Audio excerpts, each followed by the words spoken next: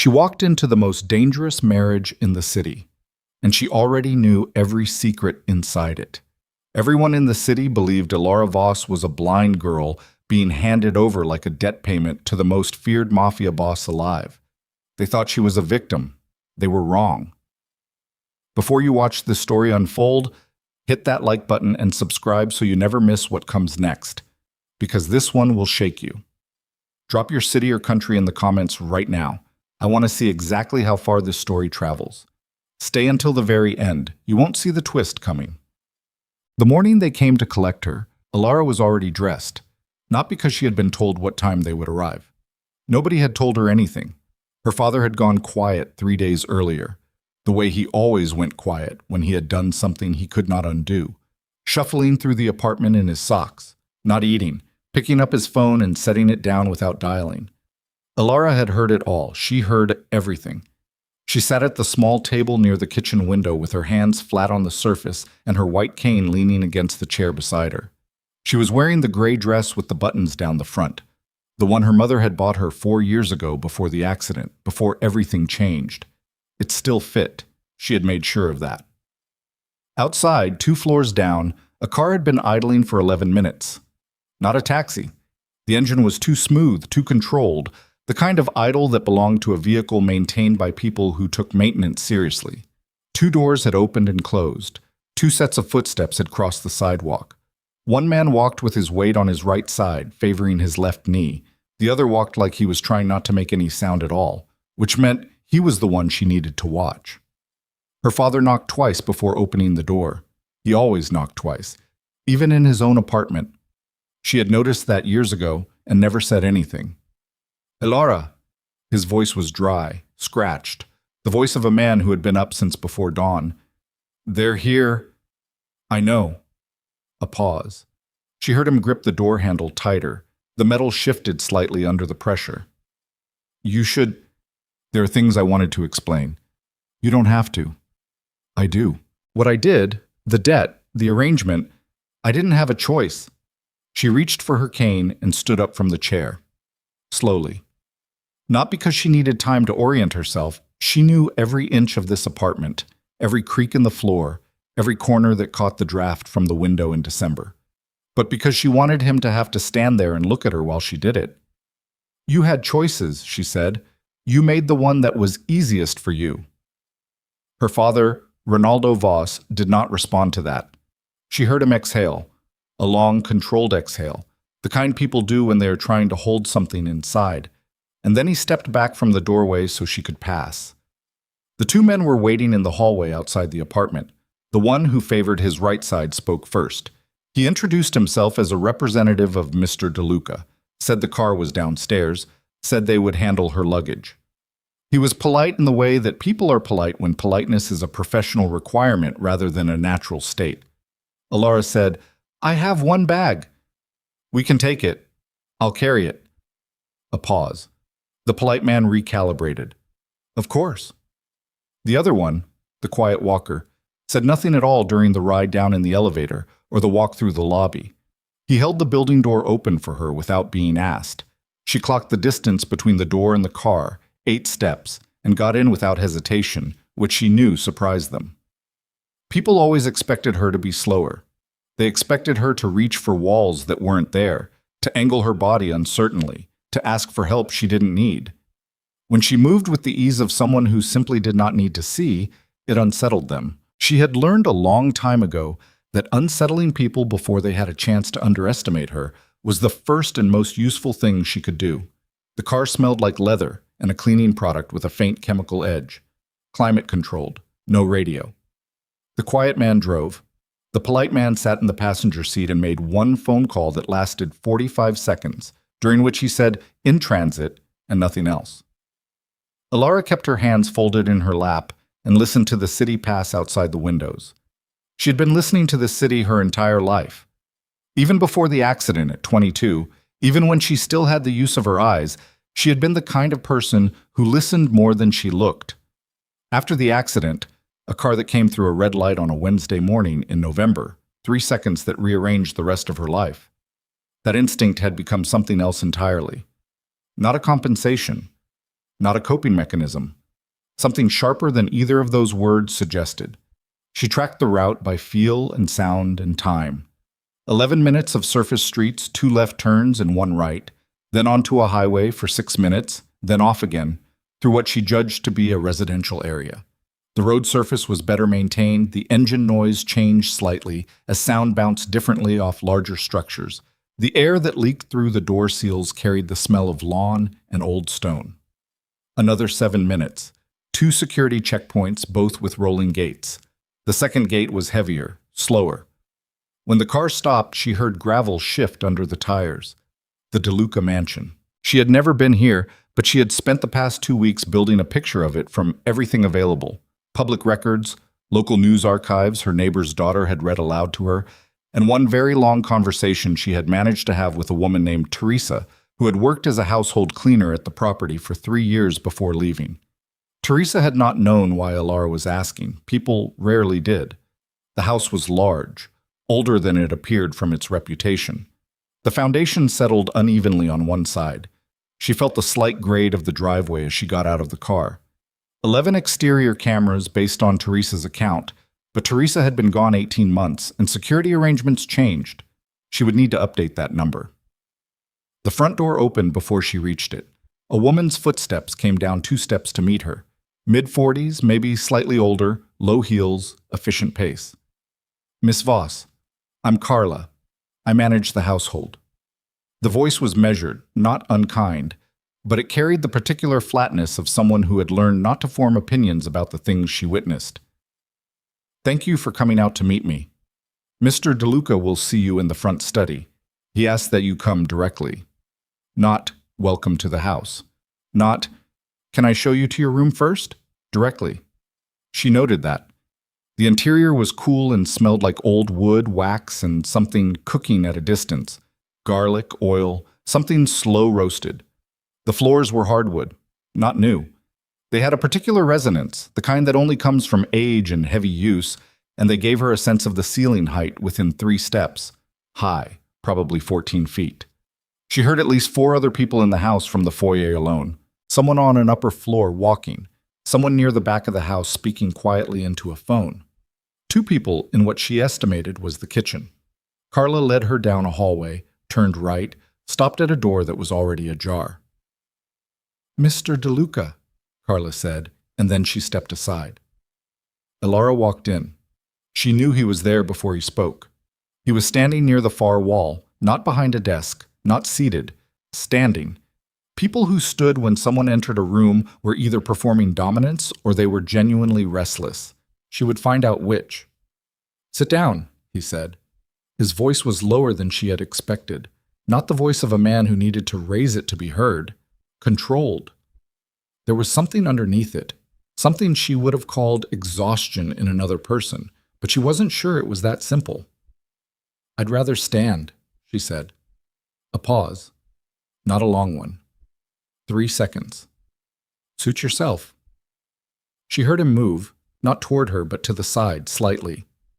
Repositioning. She had the sense of a large room, probably 20 feet across, with a window on the far wall based on the faint sound differential and the shift in air temperature near where he stood. "You know why you're here," Vittorio DeLuca said. "Yes." "Then I won't insult you by explaining it. I'd appreciate that." Another pause. She heard him pick something up from a surface, the faint sound of paper, or possibly a folder. "Your father's debt to my organization is $540,000. The arrangement clears it. You live here. We're married by legal contract. You stay out of my business. I stay out of your life. Clear? Is that what you tell all your wives?" She heard it, the faint change in his breathing, not amusement, something more careful than that. "You're the first," he said. "Then I'd say you could use some practice at this." "Miss Voss." "Alara." A beat. "Alara, I'm going to say this once. I didn't want this arrangement. Your father created a situation that required a resolution. This is the resolution. I expect you to conduct yourself accordingly." She tilted her head slightly. She had learned that people read this gesture as uncertainty, as someone trying to compensate for not being able to see. In reality, it was how she positioned her ear to capture sound more precisely. You have a man named Carver stationed outside this door, she said. He came with you from the hallway, not from upstairs. He's been here less than 2 weeks because he doesn't know where the third step from the bottom of the main staircase creaks. I heard him catch himself on it when we came through the foyers. You also have a meeting you're trying to end this conversation for because the phone in your jacket vibrated twice in the last minute, and you haven't answered it yet. The room went quiet. Not the comfortable quiet of a conversation between two people who understood each other. The tight, pressurized quiet of a man recalibrating everything he had just assumed. How did you... He stopped himself. She appreciated that. People who stopped themselves mid-question were people who understood that finishing it might give away more than the answer would. I listen, she said simply. He did not respond immediately. She heard him set the folder or paper down on whatever surface he had picked it up from. She heard him turn, very slightly, toward her. You'll be in the East Wing, he said finally. Carla will show you the room. Dinner's at 7. You don't have to come. I will come. That's your choice. Yes, she said. It is. She turned toward the door before he said anything else. She found the handle without pausing, without reaching. She had measured the room when she walked in, and stepped back into the hallway, where Carla was waiting with her single bag at her feet. Behind her, she heard Vittorio De Luca pull out his phone and answer the call he had been holding for 4 minutes and 30 seconds. She listened to his voice change as he spoke. Not the words. She was already too far down the hallway for that. The tone, the way it dropped half a register, sharpened, lost whatever thin courtesy it had held during their conversation. That was who he was when he didn't think anyone was watching. She filed it away. The East Wing was quieter than the rest of the house. Her room was large, 12 steps from door to window, 9 from the near wall to the far, with heavy furniture that had been in place a long time and rugs that muffled sound in a way she would need to account for.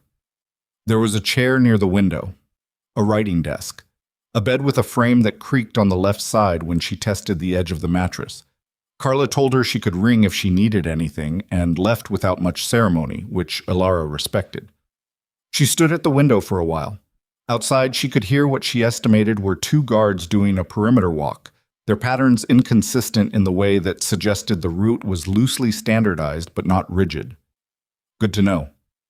She thought about her father standing in the doorway of the apartment that morning, gripping the handle, trying to explain himself. She thought about the 5 years between the accident and this morning, 5 years of people handing her things carefully and speaking slowly and pulling out chairs she didn't need pulled out. 5 years of being the tragedy, the poor Voss girl, the blind one, the one who would never quite manage on her own. She thought about Marco Bellandi. She had heard his name twice in the last 2 weeks, once from a retired city official whose home she had visited with a friend, once from a woman at a fundraising luncheon she had attended with her neighbor. Neither time had the name been said with warmth. Marco Bellandi, Vittorio's second-in-command. Marco Bellandi, who had been with the De Luca organization for 12 years and who, according to the retired official, had expected to inherit something that Vittorio was not ready to give him. She didn't know exactly what yet, but she had learned, over 5 years of listening to a world that forgot to lower its voice around her, that ambition and resentment, in the same man, in the same organization, were never idle. She would need to find him in this house, hear how he moved, hear how he spoke when he thought she was no threat. She was good at being no threat. At 7 o'clock, she walked to the dining room without assistance, pausing once at a junction in the hallway she hadn't mapped yet, triangulating her position from a sound she'd clocked earlier, a clock in what she now confirmed was a sitting room on the right, and arrived at the dining room door at the same time as a man coming from the opposite direction. He stopped. She stopped. "You must be the wife," said a voice. Male, mid-30s, she estimated. Smooth, the kind of smooth that was practiced. And underneath it, something else. Something she had learned to recognize in certain kinds of men, the particular timbre of contempt that had been carefully coded over. "And you must be Marco Bellandi," she said. A beat. "Vittorio told you about me?" "No," she said. "Nobody told me about you." She stepped past him into the dining room. She heard him stand very still in the doorway for a moment before he followed. Vittorio was already at the table. 3 other men were in the room. She counted footsteps and breathing and the particular way bodies displaced air in an enclosed space. She took the chair closest to the window, not the seat she'd been directed to. She'd heard Carla mention the arrangement to someone in the kitchen earlier, but the one that gave her the most acoustic coverage of the room. Nobody said anything about it. Dinner was quiet in the way that power dynamics made things quiet. Food arrived, wine was poured. Conversation moved around her without quite including her, which was exactly what she had expected, and she did not push against it. She ate slowly, listened to everything. She heard the way Marco addressed Vittorio, always deferential on the surface, but with a half-second delay before compliance that most people would never notice. She heard the way Vittorio answered him, briefly, without warmth, but also without active hostility, the way you spoke to someone you had worked beside so long that you had stopped fully seeing them. She heard the way Marco addressed her, once, asking if she needed anything, his voice carrying that practiced smoothness, that careful kindness. And she said no thank you, and she heard him exhale through his nose when she looked back down at her plate. He didn't think she was dangerous. She was the blind wife, the paid debt. She was furniture. Good. She was still in that role 4 days later when she heard, through the wall of the study she was sitting in, 2 men speaking in lowered voices on the other side. She had been sitting there for 40 minutes, long enough for whoever was in the adjoining room to forget she was close. She recognized both voices. Marco, and someone she had not yet identified, a voice with a different regional accent, slightly nasal, and a habit of clicking his tongue before keywords. She did not move. She barely breathed. She heard the words alliance. She heard the words timeline. She heard, clearly and without ambiguity, the word eliminate. And then she heard Marco say Vittorio's name, and she understood that what she had suspected in the first 20 minutes of arriving in this house, what she had filed away as something she would need to verify, was not suspicion anymore. She sat in the chair with her hands in her lap and her face perfectly still, and she began making decisions. She had been brought here as a payment, as collateral, as a woman with no power and no future and nothing to offer except her silence and her compliance. But they had brought the wrong woman. And the clock that Marco Bellondi was running, whatever its timeline, whatever its target, had just started running against a woman who had been listening to clocks her entire life. She would not warn Vittorio yet. She didn't have enough. And she had learned, in 26 years of being underestimated, that moving too early was the only mistake that couldn't be recovered from. She needed more. She would get it. She always did. What she did not know, what she could not have known, sitting in that chair in the East Wing study while Marco's voice filtered through the wall, was that she had already been noticed, not by Marco, not by Vittorio, by a third person entirely, one whose name she had not yet learned, one who had been in this house for 3 years, and who had watched the new wife arrive and move through the mansion with a particular kind of ease that did not match the story they had all been told. And that person had already made one phone call that by morning would put Alara Voss in a danger she hadn't yet accounted for. The phone call had been made at 11:14 at night.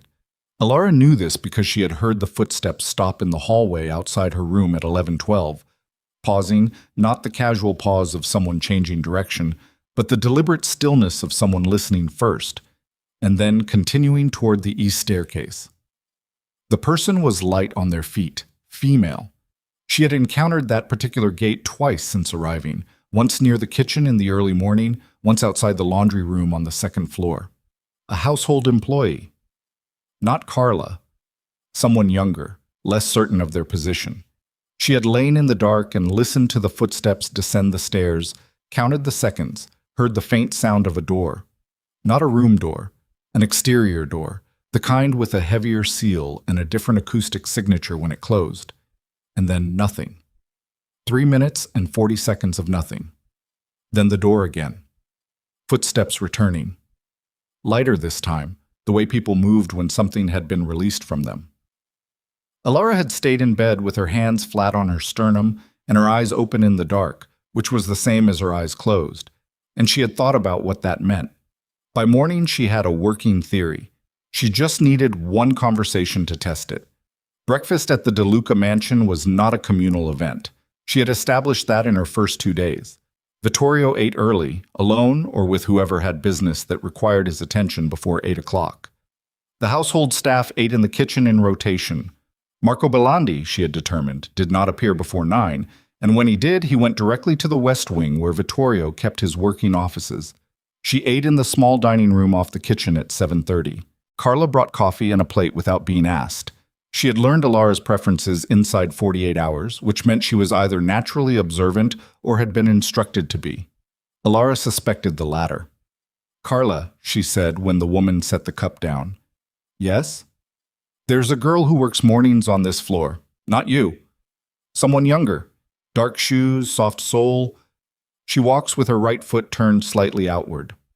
A pause. Very brief. "That would be Petra." "How long has she worked here?" 3 years, I believe." Carla's voice had not changed, but something in her posture had. Alara heard the subtle shift, the slight repositioning of weight, the hyper-awareness that came when someone understood they were being asked something more than what the words suggested. "Is there a problem?" "No," Alara said. "No problem. I'd like to speak with her sometime today, whenever she has a moment." Another pause. "I'll let her know." "Thank you." Carla left. Alara drank her coffee and ate and listened to the house wake up around her. The guards cycling through the morning perimeter check outside, the kitchen radio that someone turned on low and then lower when they remembered she was nearby, as though sound might offend her. She let them think whatever they needed to think. She was on her second cup when she heard Vittorio's footsteps in the hallway. She recognized his walk now. She had logged it on the first day, the particular weight distribution, the length of stride, the faint sound his left heel made when he was moving at his natural pace versus when he was slowing deliberately for something. Right now, he was moving at his natural pace, which meant he had not noticed her through the doorway yet. Then he paused. She did not look up from her cup. "You're up early," he said. "I'm always up early." He came into the room. She heard him go to the sideboard, coffee, the particular sound of that specific carafe, and then he did something she had not anticipated. He sat down, not at the far end of the table, closer, across from her. She waited. "Carla said you've been walking the house at night," he said. "Carla reports to you." "Everyone in this house reports to me." "That must be exhausting," she said. A beat. "Is there a reason you're walking the house at night?" "I was learning it." She set her cup down. "I need to know where I am. I do that by walking the space until I have it. It takes a few days. I apologize if it alarmed anyone." It didn't alarm anyone. His voice was careful. "I'm asking because I want to understand your habits." "Why?" He didn't answer right away. She heard him turn the cup in his hand, ceramic against ceramic, a small rotation, something he probably did without knowing he did it. "Because you're in my house," he said finally, "and I don't like variables I haven't accounted for." "Am I a variable?" "You're currently the largest one I have." She almost smiled.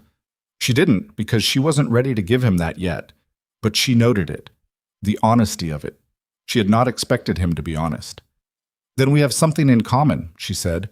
"I also don't like variables I haven't accounted for." Silence. The comfortable kind, which also surprised her. She had been prepared for a man who filled silence with control, statements, directives, the kind of noise powerful men made when quiet made them feel exposed. Vittorio De Luca sat with the silence and let it settle. "Marco thinks you're a problem," he said. There it was. She kept her hand still on the table. "Does he?" "He came to me last night, said your presence in the house was destabilizing, that the men were distracted." A pause. His word was distracted. Distracted how? He didn't elaborate. She thought about the footsteps in the hallway at 11:14. She thought about Petra, 3 years in this house, light shoes, right foot turned slightly outward. "What do you think?" she asked. "I think Marco has opinions about most things." "That's not an answer." "No," Vittorio said. "It's not." She heard him stand. The chair moved back precisely, controlled, the way he did everything. He picked up his cup and she heard him pause near the doorway. "The study on the second floor is unlocked during the day," he said. "There are books, audiobooks as well, if that's—" He stopped. "Thank you," she said, before he had to find the end of that sentence. He left. She listened to his footsteps move down the hall, then up the main staircase, and she sat with what had just happened and turned it carefully in her mind the way he had turned that cup. He had come to warn her about Marco. Not explicitly, but the information he had chosen to give her and the way he had chosen to give it amounted to a warning. He might not have recognized it as that himself. She found Petra at 10:15 in the upstairs linen closet, refolding towels that didn't need refolding. Alara stopped in the doorway. She did not announce herself immediately. She listened to the rhythm of Petra's movement, quick, nervous, too much pressure in the hands, the kind of motion that had nothing to do with towels and everything to do with whatever was happening in the person's head. "Petra," she said. The movement stopped instantly. "Mrs. DeLuca." The voice was young, 22, maybe 23, and frightened. Not the low-grade unease that everyone in this house seemed to carry. This was something sharper, sitting right at the surface. "You don't have to call me that." A beat. "Miss Voss, then." "That's fine." Alara stepped into the closet doorway. Not all the way in. She left space, kept the exit clear between them. "I want to ask you something, and I want you to know that whatever you say stays with me. I have no interest in making your life harder than it already is." Silence. "Someone asked you to watch me," Alara said, "to report what I do, where I go in the house, who I speak with." She heard Petra's breath change, a sharp intake, controlled immediately, the way you controlled a breath when you were trying to make sure no one noticed you'd reacted. I'm not angry," Alara said. "I'm not going to tell anyone. I just need to know who asked you." The silence stretched. She heard Petra's hands tighten on the towel she was holding, fabric compressing, the faint pull of threads under pressure. "If I tell you," Petra said very quietly, "and he finds out—" "He won't find out from me." Another silence. Longer this time. Alara waited. "Mr. Belandi," Petra said. The name came out like something she was spitting free. "He told me, he said it was for Mr. DeLuca's protection, that you might be— He said your father had arranged the marriage to put someone inside the house. A spy." A pause. "I didn't want to. I just work here. I understand," Alara said. "You're not in trouble. What did you tell him last night?" A very long pause. "I told him you'd been walking the house at night," Petra said, "that you'd asked Carla about the guard rotations." Another breath, ragged at the edges. "I'm sorry. I didn't know what to do." Alara nodded once. "What did he say when you told him?" He said good, that it confirmed what he already knew." Petra's voice had gone very small. "Miss Voss, is he going to—" "Nothing is going to happen to you," Alara said.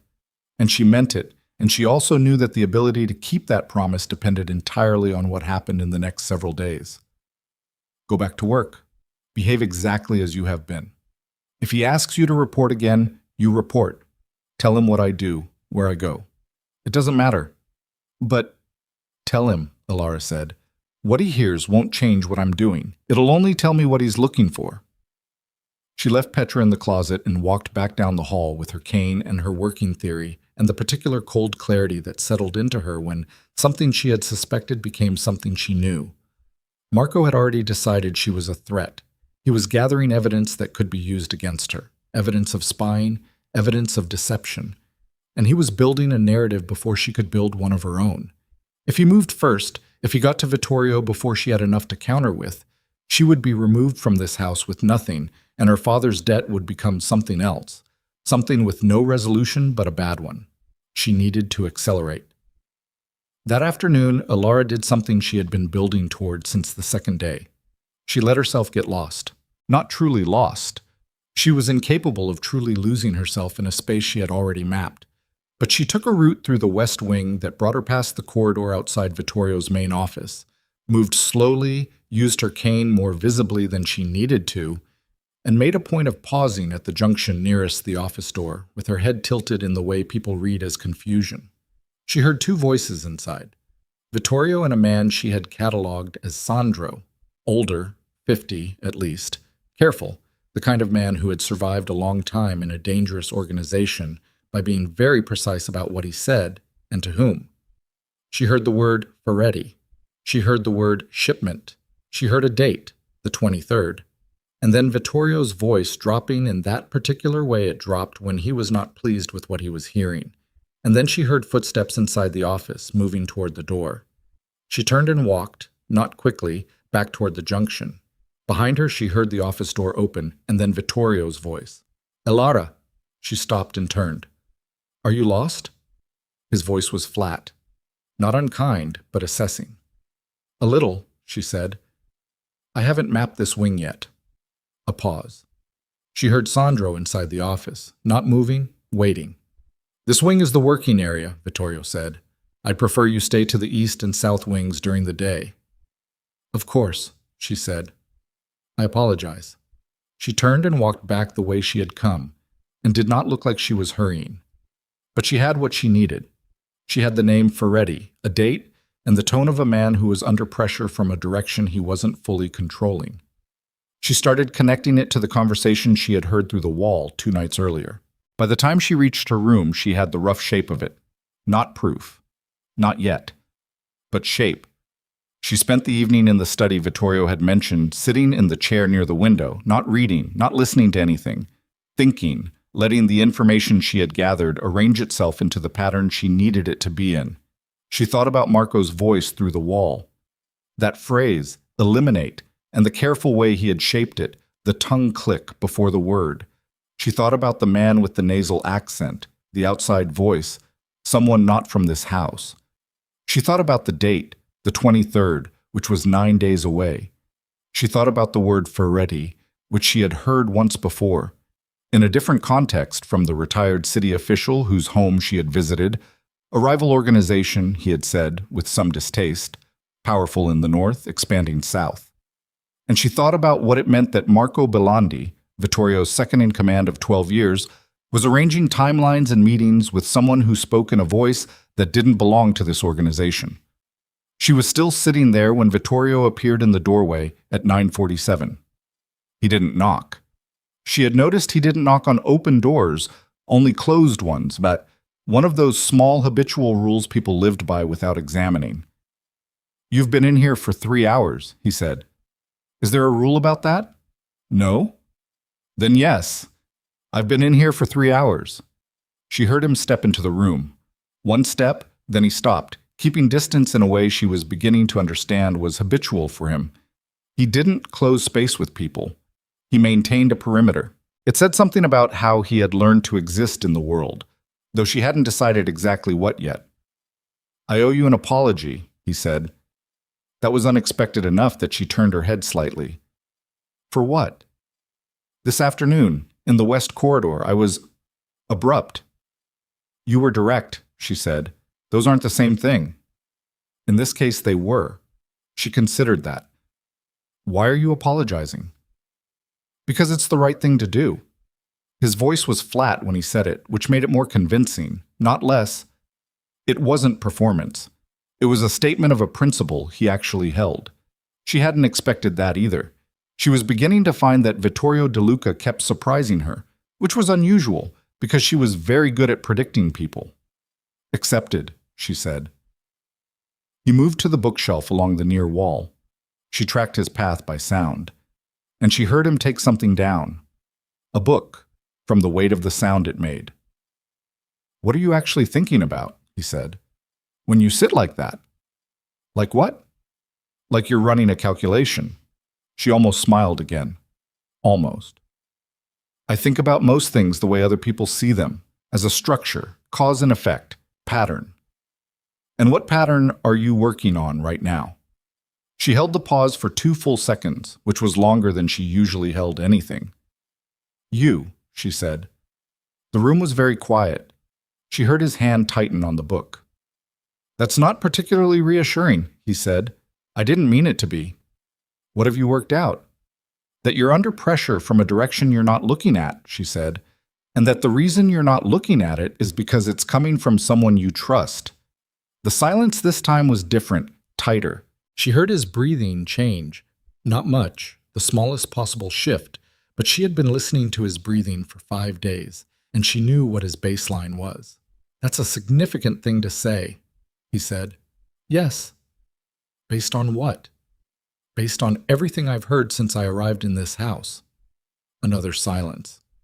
She heard him set the book down on the shelf, not replacing it exactly where it had come from, setting it down, which meant his hands needed to do something while his mind worked. If you have something specific to tell me, he said carefully, tell me. I don't have specific yet, she said. I have pattern. I need more time. How much time? I don't know yet. She heard him exhale. Not frustration, something more complicated than frustration. What do you need from me? He said. I need you to not do anything differently. Not yet. Act the way you've been acting. Whatever decisions you have coming, don't make them faster than you would normally make them. That's an unusual request. I'm in an unusual situation. He was quiet for a long moment. She heard him move back toward the door. 1 step, 2, and then he stopped. Alara. His voice had lost the careful professional flatness it usually carried. Not softer, exactly. More direct somehow, which was interesting because he was already a very direct man. If you're right about what you're saying, about someone I trust, I know what that means, she said. Do you? Yes. She kept her hands flat in her lap. It means you've been living with a danger you didn't know was a danger. And that's a particular kind of alone. I know what that's like. The silence that followed that was the longest one yet. I'll be careful, he said finally. Please, she said, be more than careful. He left. She heard his footsteps all the way down the hall and up the stairs, and then they were gone, swallowed by the size of the house. She sat in the chair and let herself feel, for exactly 30 seconds, the weight of what she had just done. She had shown him something real. Not evidence, not information. Herself. The way she actually worked. The shape of her mind. That was a risk she had not planned to take this soon, and she was not entirely certain what had made her take it. She decided she would think about that later. Right now she needed to think about Marco. Because 3 hours later, at 12:51 in the morning, she heard something that ended any remaining uncertainty about his timeline. She was in bed but not asleep when the footsteps came down the east corridor. Not Petra this time, not household staff. 2 sets of footsteps, both male, both moving with the practiced quiet of men who had learned not to be heard. They stopped outside her door. She did not move. She lay completely still and breathed slowly and listened with everything she had. She talked to him tonight. Marco's voice, very low. She had never heard him this low. A voice stripped of its professional smoothness down to something raw and colder beneath it. For how long? The second voice, someone she didn't recognize. New. Not from the household. Long enough? A pause.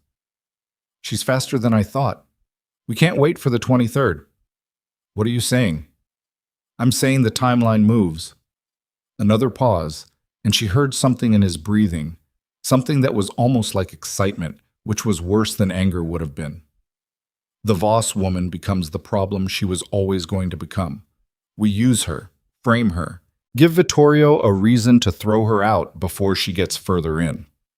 And if he doesn't, then we make sure he has no choice. The footsteps moved away from her door. She heard them recede down the corridor and then down the stairs, and then nothing. She lay in the dark with her hands flat on her sternum and her heart rate at a place she was very deliberately working to bring back down.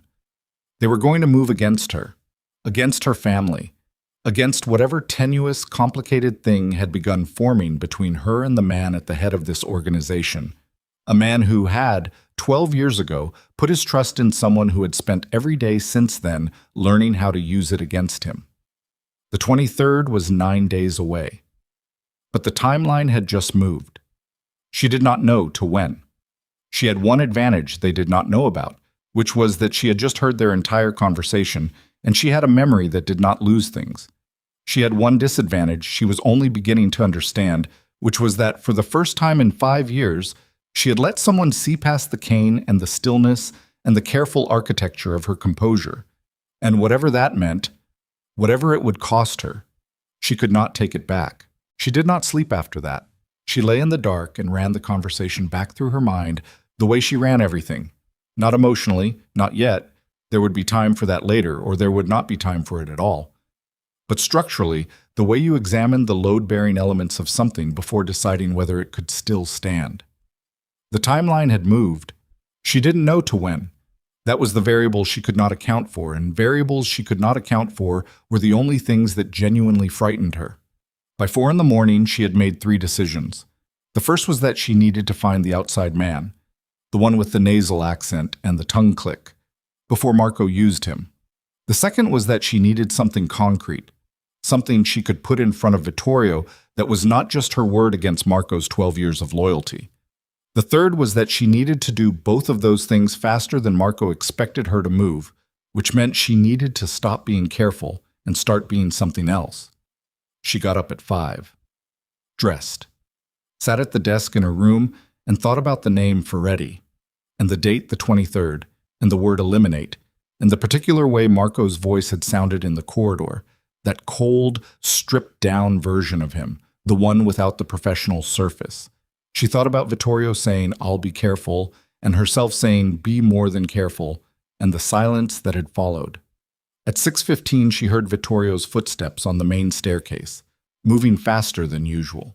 Something had happened or was happening. She opened her door and stepped into the hallway.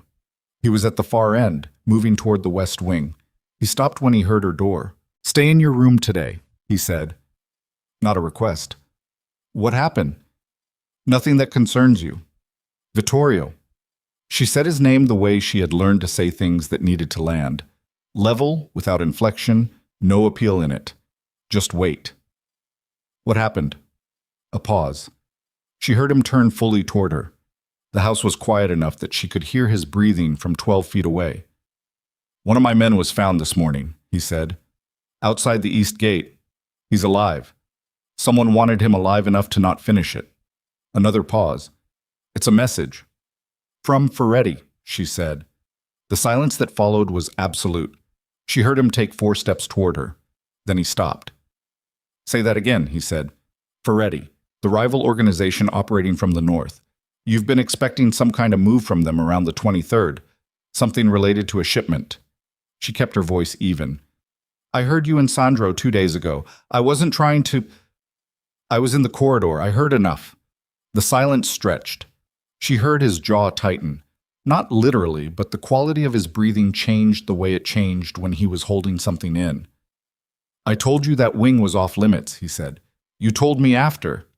"The message wasn't from Ferretti," she said. "Or it was, but it wasn't Ferretti's idea. Someone gave them the location of your man, someone who knew where he'd be this morning." Another silence. Longer. "That's an accusation," he said.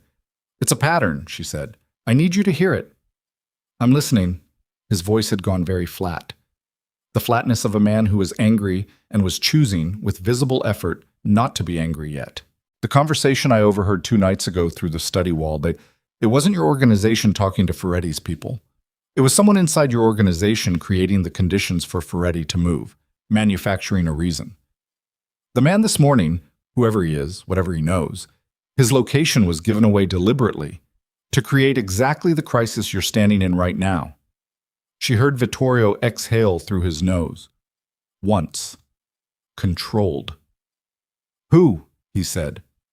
She opened her mouth, and that was when she heard the footsteps on the staircase behind him, measured, unhurried, the particular pace of a man who already knew what he was walking into. Marco Belandi said, "I'm sorry to interrupt." His voice was smooth again. The professional surface was back, every layer of it. He sounded concerned, appropriately grave. He sounded like a man who had come to his leader in a moment of crisis and was prepared to help carry the weight of it. She heard him reach the top of the staircase. heard him stop a few feet behind Vittorio. "We have a situation," Marco said to Vittorio. Not to her. She was furniture again. "I've been trying to reach you for the last hour." "I'm aware of the situation," Vittorio said. "Then you should also be aware." Marco paused, and she heard it, the half-second of recalibration, the way he adjusted his approach in real time based on what he'd walked in on. "I've been doing some investigation this morning, since we found Enzo." A pause. "There are some things you need to see. Documents concerning the Voss family's involvement with the Ferretti organization." The temperature of the hallway changed, not literally, but she felt it. The shift in the air, the way Vittorio went very still in front of her. "What documents?" Vittorio said. "Communications, financial records, going back 18 months. Marco's voice was measured, careful, deeply, precisely concerned. "I didn't want to bring this to you without being certain, but after this morning, I think you need to see them now." Alara stood very still. She had known this was coming. She had known it since she heard them outside her door. We use her, frame her, give Vittorio a reason to throw her out. She had known it, and she had told herself she had time, and she had been wrong because the timeline had moved, and she had not moved fast enough. "Vittorio," she said. "Not now," he said. "The documents are fabricated." She said it cleanly, no apology in it, nothing that could be read as uncertainty. "Whatever he's bringing you was created to look like my family made a deal with Ferretti. It wasn't. My father doesn't have the connections, the resources, or the intelligence to arrange anything with an organization of that scale. You know that. You vetted him before you accepted the debt arrangement." Marco said, with respect. "Let her finish," Vittorio said. Something in Marco's breathing changed. She catalogued it. "The man outside the gate this morning, Enzo. What does he know?" she said. "What information does he carry that someone would want suppressed or discredited?" A pause. Then Vittorio said, "He handles logistics for the Northern Corridor, scheduling, routes, timing. Then whoever gave him up did it because he knows when and where the 23rd shipment moves." She turned her head slightly toward where she'd placed Marco. "And if he's discredited, or if attention is redirected toward my family as a source of the leak, the real source stays protected." Silence. Marco said, "This is a blind woman who has been in this house for 6 days telling you how your organization works." His voice was still measured, still smooth, but there was something underneath it now. "I've given 12 years to you, Vittorio. 12 years, and you're listening to—" I said, "Let her finish." Marco went quiet. She heard his hands. Something subtle, the faint sound of fabric against skin, his fingers closing at his sides. "I need to see those documents," she said, "before Vittorio does. I can tell you within 2 minutes whether they're real." "How?" Marco said. "How would you possibly—" "Because I know my father's financial history better than anyone alive," she said. "Every account, every transaction, every relationship he had in the business community before he lost everything. If those documents reference real transactions, I'll know. If they reference fabricated ones, I'll know that too." She paused. "Unless you'd rather not have them tested." The hallway was absolutely silent. Then Vittorio said, "Show her the documents, Marco." The silence that followed was 3 seconds long. She counted each one. "Of course," Marco said. They went to the West Wing study, the 3 of them, and the documents were real paper. She could tell by the sound and weight of them when the folder was placed in front of her, which Marco did with a deliberateness that told her he wanted her to feel the absurdity of the gesture. A blind woman handed evidence she couldn't read. "Carla," Vittorio said, and Carla appeared from somewhere behind them. She had been summoned, Alara realized, before this meeting, which told her Vittorio had been operating on a different level of preparation than he had shown. "Read them to her." Marco said nothing. She heard his stillness, the particular held quality of a man watching something he had not accounted for. Carla read them. All of it. The letterhead. A financial services company she had never heard of. The account numbers, the dates, the transaction descriptions. Alara listened without interrupting. When Carla finished, she sat for a moment with her hands on the table. "The account numbers follow a format that changed in this country's banking system 14 months ago," she said. The format in those documents is the old one. Whoever created them used a template that predated the regulatory change. She paused. My father's actual accounts were migrated to the new format 11 months ago. I know because I helped him with the paperwork. These numbers don't match his real accounts, and they're formatted incorrectly for anything created in the last year. The room was quiet. Then Marco said, "That's a very convenient explanation." "Test it," she said. "Call the bank. Request verification of the account format migration date. It will take 20 minutes. Vittorio said, "Make the call, Carla." Carla left the room, and Marco Belandi, for the first time since she had arrived in this house, stopped being smooth. "You've been working toward this since you got here," he said. His voice had changed, not loud but stripped, the professional surface cracking along lines that had always been there. "You came in here with an agenda." "I came in here because your boss accepted a debt arrangement from my father," she said. "I didn't choose this. You've been mapping the house, talking to the staff, listening at walls." "I listen everywhere," she said. "That's not a crime." "You're manipulating him." The words came faster now, the careful pacing gone. "You've got him half convinced you're some kind of asset, some oracle, and he's losing his judgment because of it, and it is going to get people killed. Marco." Vittorio's voice cut through the room like something physical. Silence. "Sit down," Vittorio said. "Vittorio, I am telling you. Sit down." She heard the chair move, heard Marco lower himself into it, and the quality of that movement, reluctant, furious, the controlled descent of a man who was not accustomed to being silenced, told her more about him than anything she'd observed in the past 6 days. They waited for Carla. 17 minutes. She tracked them by the clock in the hallway, the same one she'd used to orient herself on her second day in the house. Carla came back and confirmed it. The migration date. The format change. Everything Alara had said checked out. Vittorio said nothing for a long moment. Then he said, "Leave us." Carla left. Marco did not move. "You too," Vittorio said. "Vittorio, Marco. I will speak with you in an hour. Go." The sound of Marco standing, the sound of him walking to the door, and at the door he paused. She heard the pause, the brief hesitation of a man deciding whether to say one more thing.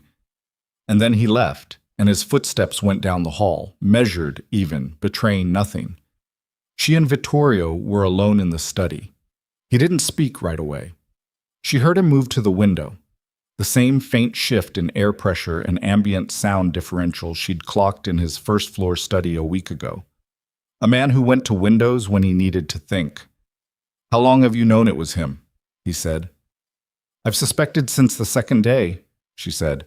"I've known since the night before last." "And you didn't tell me." "I didn't have proof. I had pattern. You would have gone to him directly, and he would have denied it, and you would have had to choose between your certainty and 12 years. A long pause. "You were protecting me from making the wrong choice," he said. "I was protecting both of us from a situation we couldn't survive if we moved too soon." She heard him turn from the window. "What else do you know?" he said. "Enough," she said. "Not everything. There's someone he's working with, someone outside the organization. I've heard the voice, but I don't have a name or an affiliation. I know the timeline was the 23rd, but it moved last night. I don't know to when." She paused.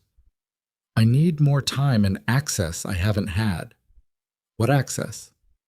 "The personnel files.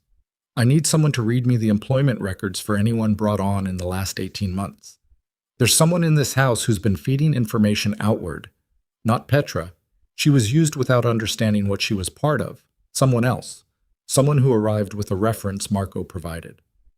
She heard Vittorio's breath change. "He brought 3 people in last year," Vittorio said slowly. "All vetted, all with references I checked personally." "Did you check them through your own contacts or through Marco's?" The silence that answered her was answer enough. "I'll pull the files," he said. "This afternoon," she said. "It needs to be this afternoon." "Alara." His voice had that quality again, the one she had heard the night before, the one beneath the flatness, the layer that was something other than professional. If what you're describing is what I think it is, what Marco has been building, this goes back longer than 6 days. This goes back longer than I've been here, she said. Yes, I know. That means he's been... He stopped. Planning to take your organization from you, she said. Yes, for long enough to build relationships with Ferretti, long enough to have people in place, long enough to have a timeline. She paused. The fact that my arrival accelerated that timeline is the only advantage we have. He wasn't ready. He had to move faster than he planned, and fast movements leave more evidence than slow ones. Another long silence. Why are you doing this? He said. The question caught her slightly off guard because of its directness. Not suspicion in it. Genuine asking. Because I live here now, she said. Because what happens to you happens to me. And because... She stopped for a moment, which she almost never did.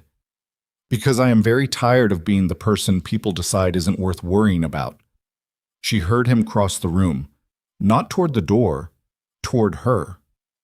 He stopped 3 feet from her, which was closer than he had ever stood, and she heard his breathing, and it was not the controlled professional baseline she had catalogued. It was something more unsteady than that. I owe you an apology, he said. A real one. Not like this morning. For what specifically? For every assumption I made when you arrived. A pause. Every one. She did not say it was fine because it hadn't been fine, and he deserved not to have it softened.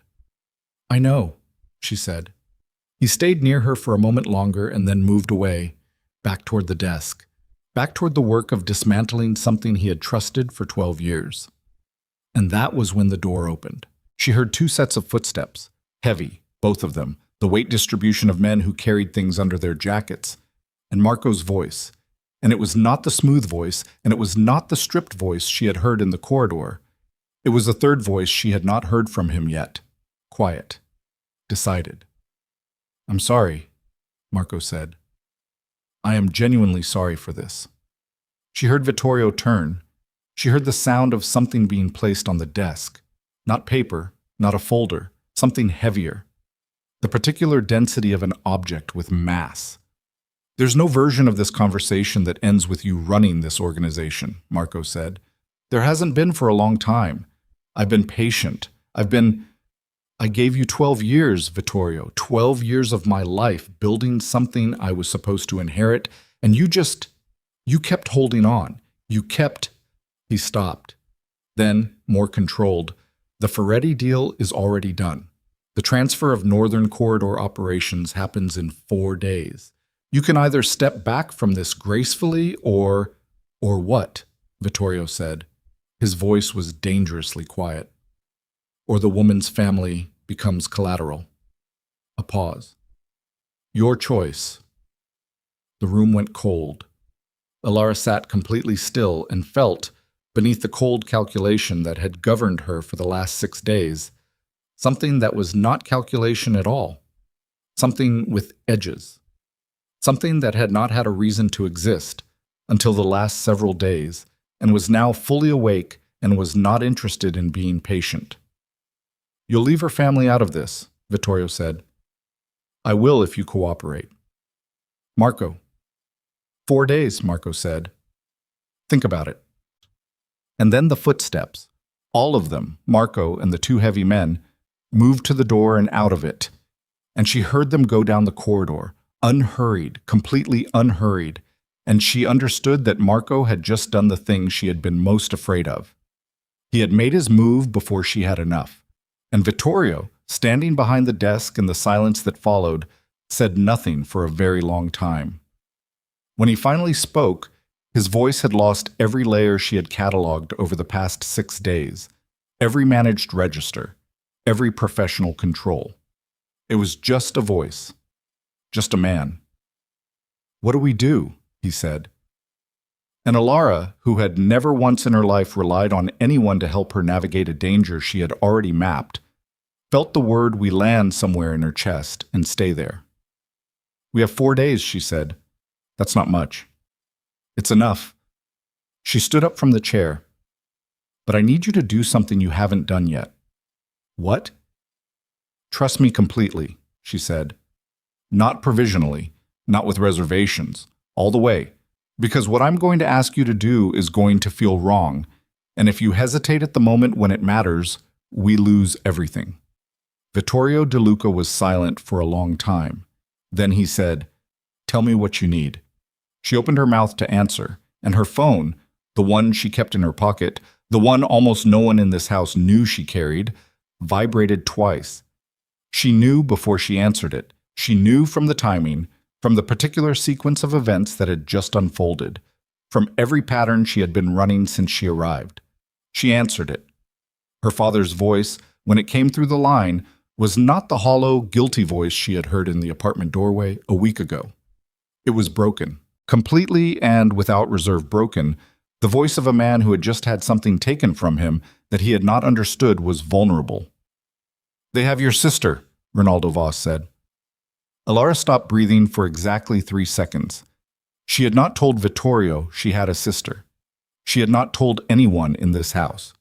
Her sister, 23 years old, living across the city in a studio apartment she had moved into 8 months ago. A fact that existed in no document Alara had brought with her, in no conversation she had had inside these walls, in nothing Marco could have found in any record connected to the Voss family debt, which meant the outside man, the voice with the nasal accent, the tongue click, had been watching her family for longer than any of this, which meant this was not about the 23rd. It had never been about the 23rd. The 23rd was a distraction. The real move had always been this: wait until Alara got close enough to become a problem, and then take the one thing that would make her stop. She lowered the phone from her ear. Vittorio was watching her. She knew it from the quality of the silence in the room, the particular stillness of a person who has seen something change in another person's face and is waiting to understand what it means. "What happened?" he said. She had spent 5 years building a self that did not need rescue, that did not expose its soft places, that moved through every dangerous situation with the full armor of what she knew and how she listened and how she thought. She stood in the middle of that study and felt every piece of that armor become, in the space of one phone call, a liability. Because the person who had taken her sister had done it knowing exactly what it would cost her. And the only way to get her sister back was to stop being careful entirely, which was the one thing Alara Voss did not know how to do. And the one thing she was going to have to learn in the next 4 days, or lose everything she had not known until 6 days ago that she was capable of wanting. She stood with the phone at her side and let herself feel it for exactly 5 seconds. 5 seconds of the thing underneath all the listening and the mapping and the careful architecture of how she had learned to survive. 5 seconds of her sister's face, not seen, she hadn't seen it in 4 years, but remembered from before. From the last time the world had been a different shape. 23 years old, dark hair, laughed too loudly in restaurants, called Alara every Sunday morning at 9 o'clock without fail, even during the months after the accident when Alara had not always answered. 5 seconds. Then she put it away. "They have my sister," she said to Vittorio. "Her name is Mara. She lives alone. She has nothing to do with any of this." She heard him move, quick, decisive, toward the door. "I'll call." "Wait." Her voice stopped him. "If you mobilize your people right now, whoever is holding her will know immediately that we know. They're watching this house. They've been watching it. The call to my father was timed. It came 90 seconds after Marco left this room, which means someone outside saw Marco walk out of this building and made the call the moment they confirmed the conversation had happened." Vittorio stopped. "They're coordinated," he said. "Completely. Which means any move we make that looks like a response, they'll read instantly." She turned the phone over in her hands. The case was worn at the corners. She knew it by touch, the way she knew everything. "I need to think for 60 seconds. Don't do anything for 60 seconds. He was quiet. She heard him hold himself still the way he held himself still during their conversations in the study. That managed restraint, the control that sat on top of something much less controlled underneath. She thought. Marco's timeline had moved because of her. The sister was leverage, not a punishment, leverage, which meant they still needed her cooperative or at minimum non-disruptive for whatever was happening on the 23rd. Mara would not be harmed before the 23rd, probably not during it. She was insurance, and insurance only paid if you kept it intact. That gave her 4 days. It gave her 4 days, and it gave her the knowledge that Marco, despite everything, had been forced to improvise. He had not planned to take Mara when he planned the original timeline. The original timeline did not require leverage, because in the original timeline, Ilara had never gotten close enough to Vittorio to become a problem. She had been faster than he expected, and fast men who had been forced to improvise made mistakes that slow, careful men did not make. "I need the personnel files," she said. "Right now, today. I need to know who Marco brought in, and I need someone I trust to read them to me. Not Carla. Carla reports to the household, and I don't know yet who in the household is feeding information out." "Sandro," Vittorio said immediately. "He's been with me since before Marco, since the beginning. Get him." "And your sister?" "I know where she is," Ilara said. A silence. "How?" Vittorio said. "Because I asked her once when she took the apartment to tell me the building, the cross streets, the floor, the position of her unit relative to the stairwell." She paused. "She thought I was being overprotective. I thought I was being overprotective. I filed it anyway." She paused again. "I file everything." She heard something in his exhale. Not quite a sound, more the absence of sound, the particular quality of a breath that was almost something else. "Sandro," he said, and took out his phone. Sandro came within 8 minutes. She heard him in the doorway. The careful footsteps of an older man, unhurried, but with a tenseness in the gait that told her Vittorio had given him the shape of the situation before he arrived. "Miss Voss," Sandro said. "The 3 personnel files Marco submitted in the last 18 months, she said. "I need you to read them to me. All of it. Names, dates, prior employment, references, everything. I'll need to pull them from the archive. How long?" 10 minutes. "Go." Sandro went. Vittorio moved to the desk. She heard him sit, finally, the first time she had heard him sit during a crisis, which told her something about the state of him. She heard him pour something from a bottle on the desk, 1 glass. He did not offer her any, which she respected. This was not a moment for courtesy gestures. "If Sandro reads you the files," Vittorio said, "what are you looking for?" "References," she said. "Marco's contacts outside this organization, the ones I know about, they're not from the legitimate business community. They're operational people, which means the references he provided for these employees will be operational people pretending to be legitimate. There will be inconsistencies, addresses that don't match business registration records, names that are too clean, no secondary associations, no history that extends far enough back. You can identify that from hearing it read aloud." "I can identify patterns, yes." A pause. "What did you do before this?" he said.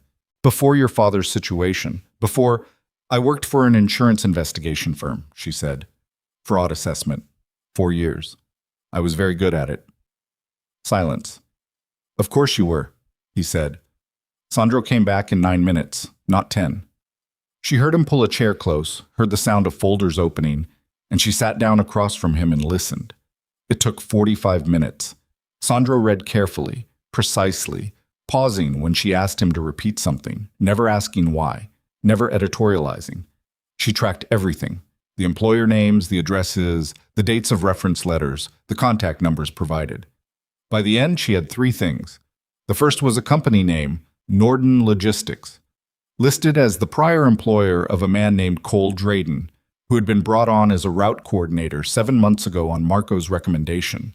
Norden Logistics had a business registration in the city, but the address listed was a postal box, not a physical office.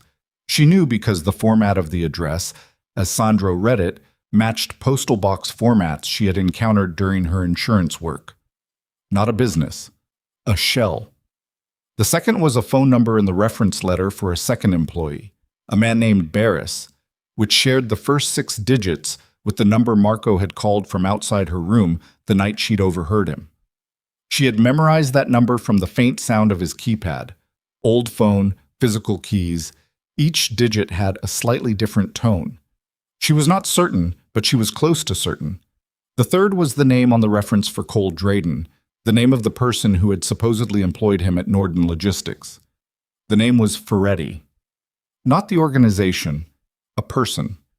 A first name initial and a last name, F. Ferretti. She sat with that for a moment. Cole Drayden, she said. Where is he right now? Today? Sandro said, Route coordinators work out of the logistics office on the south property. He'd be there. I need to speak with him. Vittorio said, Elara. Not confrontationally, she said. I need to be near him for 5 minutes. I need to hear him speak. She paused.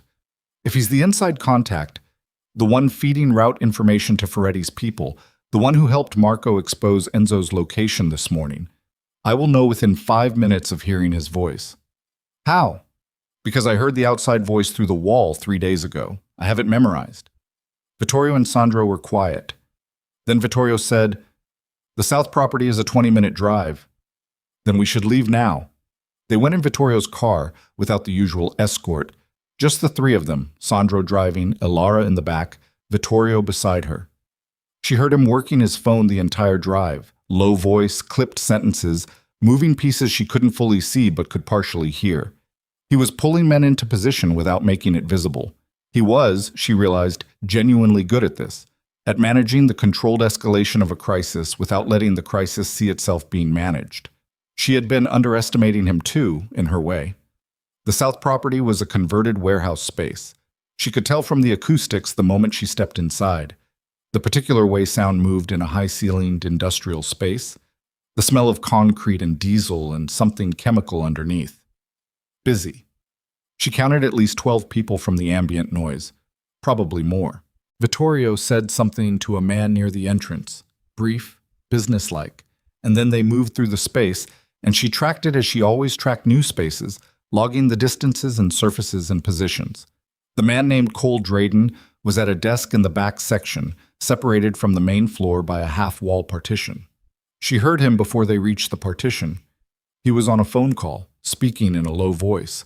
Nothing remarkable in the content, something about a delivery window. But she stopped walking 12 feet from the partition, and she stood very still. The voice. First 6 words and she had it, the slight nasality, the particular way the vowels sat in the mouth. The tongue click before the word window. She reached for Vittorio's arm. Found it, gripped it once, released it. He understood immediately. She heard him shift his weight, heard the change in his breathing. They stood there and let Cole Drayden finish his call. He came around the partition 30 seconds later and stopped.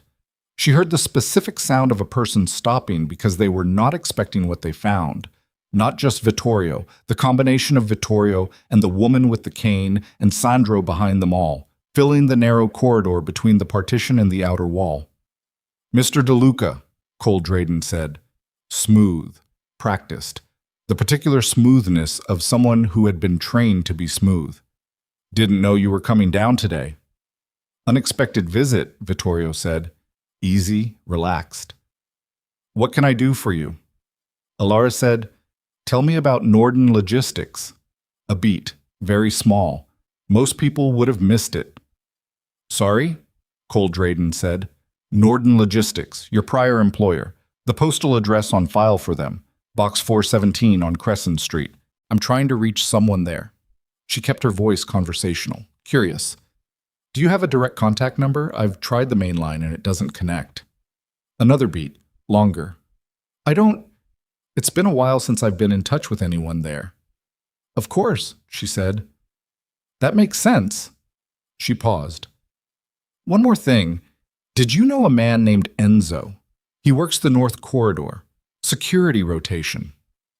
The silence that followed was exactly 1.5 seconds. She counted each quarter of it.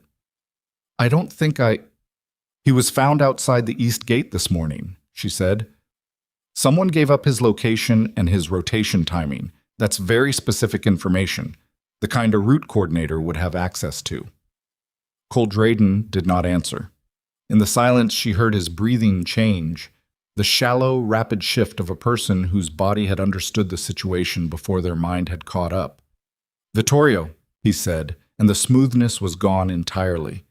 He was addressing Vittorio directly now, over her, as though she had stopped existing. I don't know what she's told you. She hasn't told me anything yet, Vittorio said.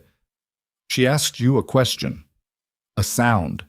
Cole Drayden's weight shifting, his feet repositioning, calculating distance to the exit. She mapped it before he did. There's no exit behind you that isn't covered, she said quietly. Sandro, could you move to the left slightly? She heard Sandro move. She heard Cole Drayden understand that he had been closed in. What happened next happened fast. He moved. She heard it, the sudden shift of full body weight in motion. And she stepped to the right exactly far enough, and Vittorio was already moving, and there was a sound of impact, of someone hitting the partition wall, and then Sandro's voice saying, "Stay there," in the controlled chaos of 3 seconds that resolved into a quiet that was much tenser than the quiet before. Cole Drayden was breathing hard against the wall. She heard Vittorio's breathing, elevated, not out of control, the breathing of a man who knew how to absorb physical confrontation without being destabilized by it. "Where is the girl?" Vittorio said. "Mara Voss. Where are they holding her?" "Nothing." "I will ask you once more," Vittorio said. His voice had dropped to a register she had not heard from him before. Not loud. The opposite of loud. The voice of someone who had gone past the place where volume was useful. "I want a deal," Cole Drayden said, breathing hard. "I want protection. Marco finds out I talked." "Marco is not your problem right now," Vittorio said. "I am." A pause. Then an address. A street, a building number, a unit. She memorized it before he finished the sentence. Vittorio straightened up. She heard him. The physical recalibration, the weight settling, the breath evening out. "Sandro, stay with him." And then to her quietly, "Come with me." They went back through the warehouse floor. She tracked the exit the same way she had tracked the entrance, and then outside. And she heard him on the phone before they reached the car, giving the address, giving instructions. And the instructions were careful and specific in a way that told her he had thought about this before she'd given him the address, had already built the approach in his mind, had been ready. She got in the car. He got in beside her, and they drove. He did not speak for the first several minutes. She tracked the route, north, then east, then north again, moving through what she estimated was a transitional part of the city, mixed commercial and residential, the particular acoustic signature of neighborhoods that hadn't decided yet what they wanted to be. "You knew it was him the moment he spoke," Vittorio said. "Yes? How long have you been able to do that?" "Since about 6 months after the accident," she said. "You develop compensation mechanisms. Mine went in this direction." A silence. "I'm sorry," he said, "about the accident." "You didn't cause it." "I know. I'm sorry anyway." She let that sit. The building where they were holding Mara was a 7-story residential structure with a parking structure on the east side. She built this picture from what she heard as Vittorio's car joined 2 others she hadn't known were following until she heard their engines synchronize behind them as they turned onto the block. He'd had people in position before she'd even given him the address. He'd been moving them into place during the drive from the south property. She had been underestimating him. She would stop doing that. "You're not coming in," he said. "I know." A pause. He had clearly prepared for an argument. "You know." "I'll be more useful here," she said. "I can track communications. If Marco has contact with whoever is inside that building, if he moves while your people are in there, I'll hear it." She held up the phone. Cole Drayden's phone. "I took it during the confusion at the warehouse. I need someone to pull his recent contacts." Silence. She heard him take the phone from her hand, heard the sound of him handing it through the window to someone outside. The car window had gone down without her noticing him do it. He was precise, this man. Precise and fast when he needed to be fast. "Stay in the car," he said. "Yes? I mean it. I know you mean it." She heard him get out of the car, heard the door close, heard 4 sets of footsteps moving toward the building. Vittorio and 3 others, their footsteps coordinated, the particular rhythm of men who had moved together in situations like this before.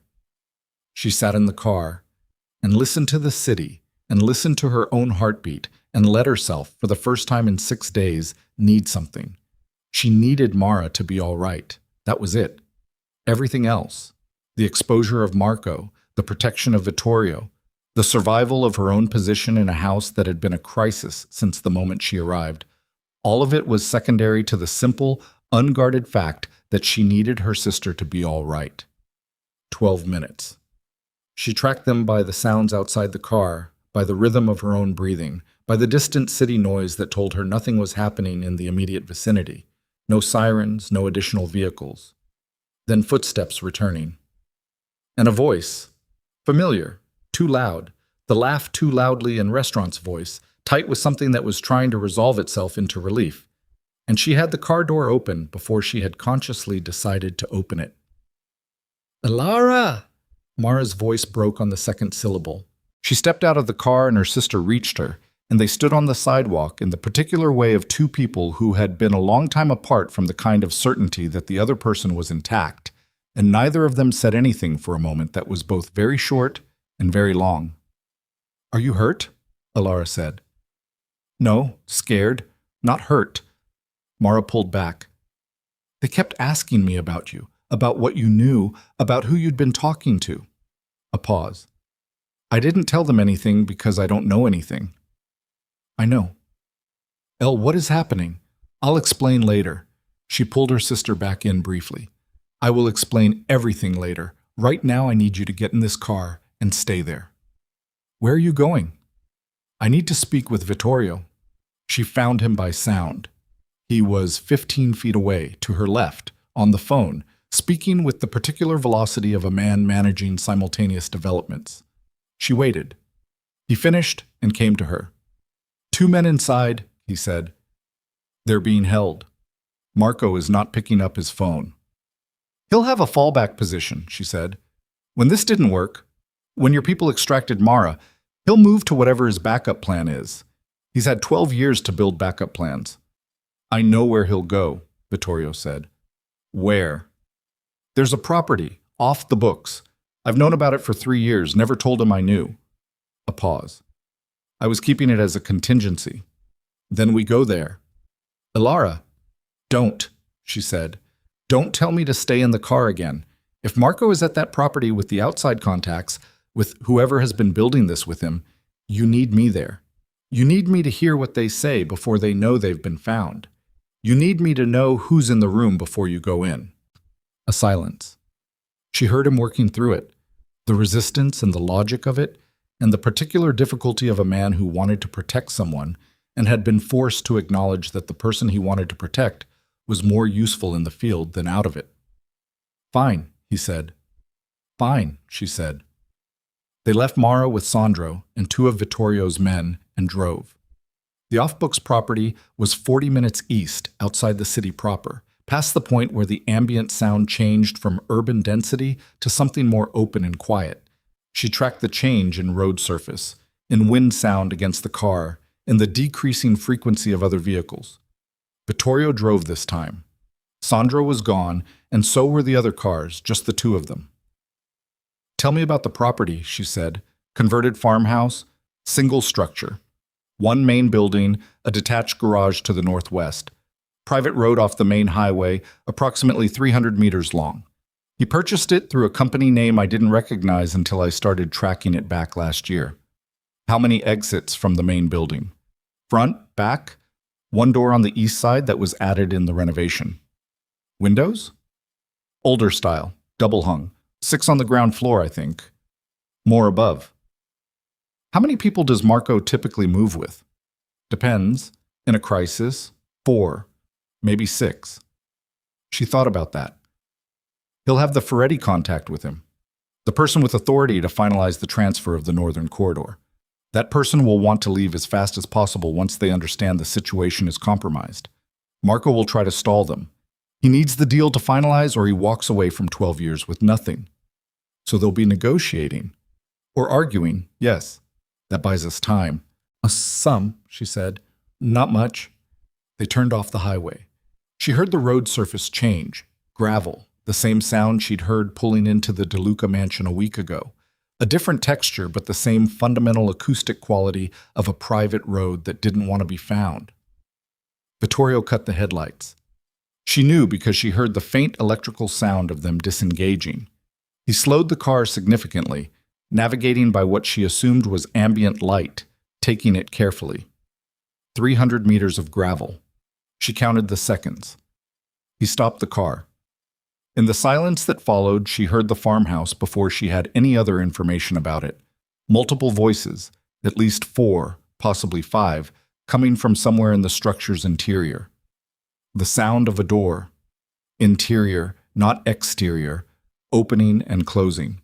Someone moving with urgency between rooms. And Marco's voice. Even at this distance, even muffled by walls, she caught the particular cadence of it. The smooth surface entirely gone. Something underneath that was fraying. "He's losing the argument," she said quietly. Vittorio said nothing. She heard him check something. His jacket, likely, the particular shift of a person who carries something at their side and is confirming it is where it should be. "There's a second vehicle to the northwest," she said. "Hear it? The engine is still warm, ticking slightly as it cools. They drove here recently and haven't been here long." "The Ferretti contact," Vittorio said. "Probably, which means they have a way out that isn't back through the main road. Through the farmland behind the property, there's a service track."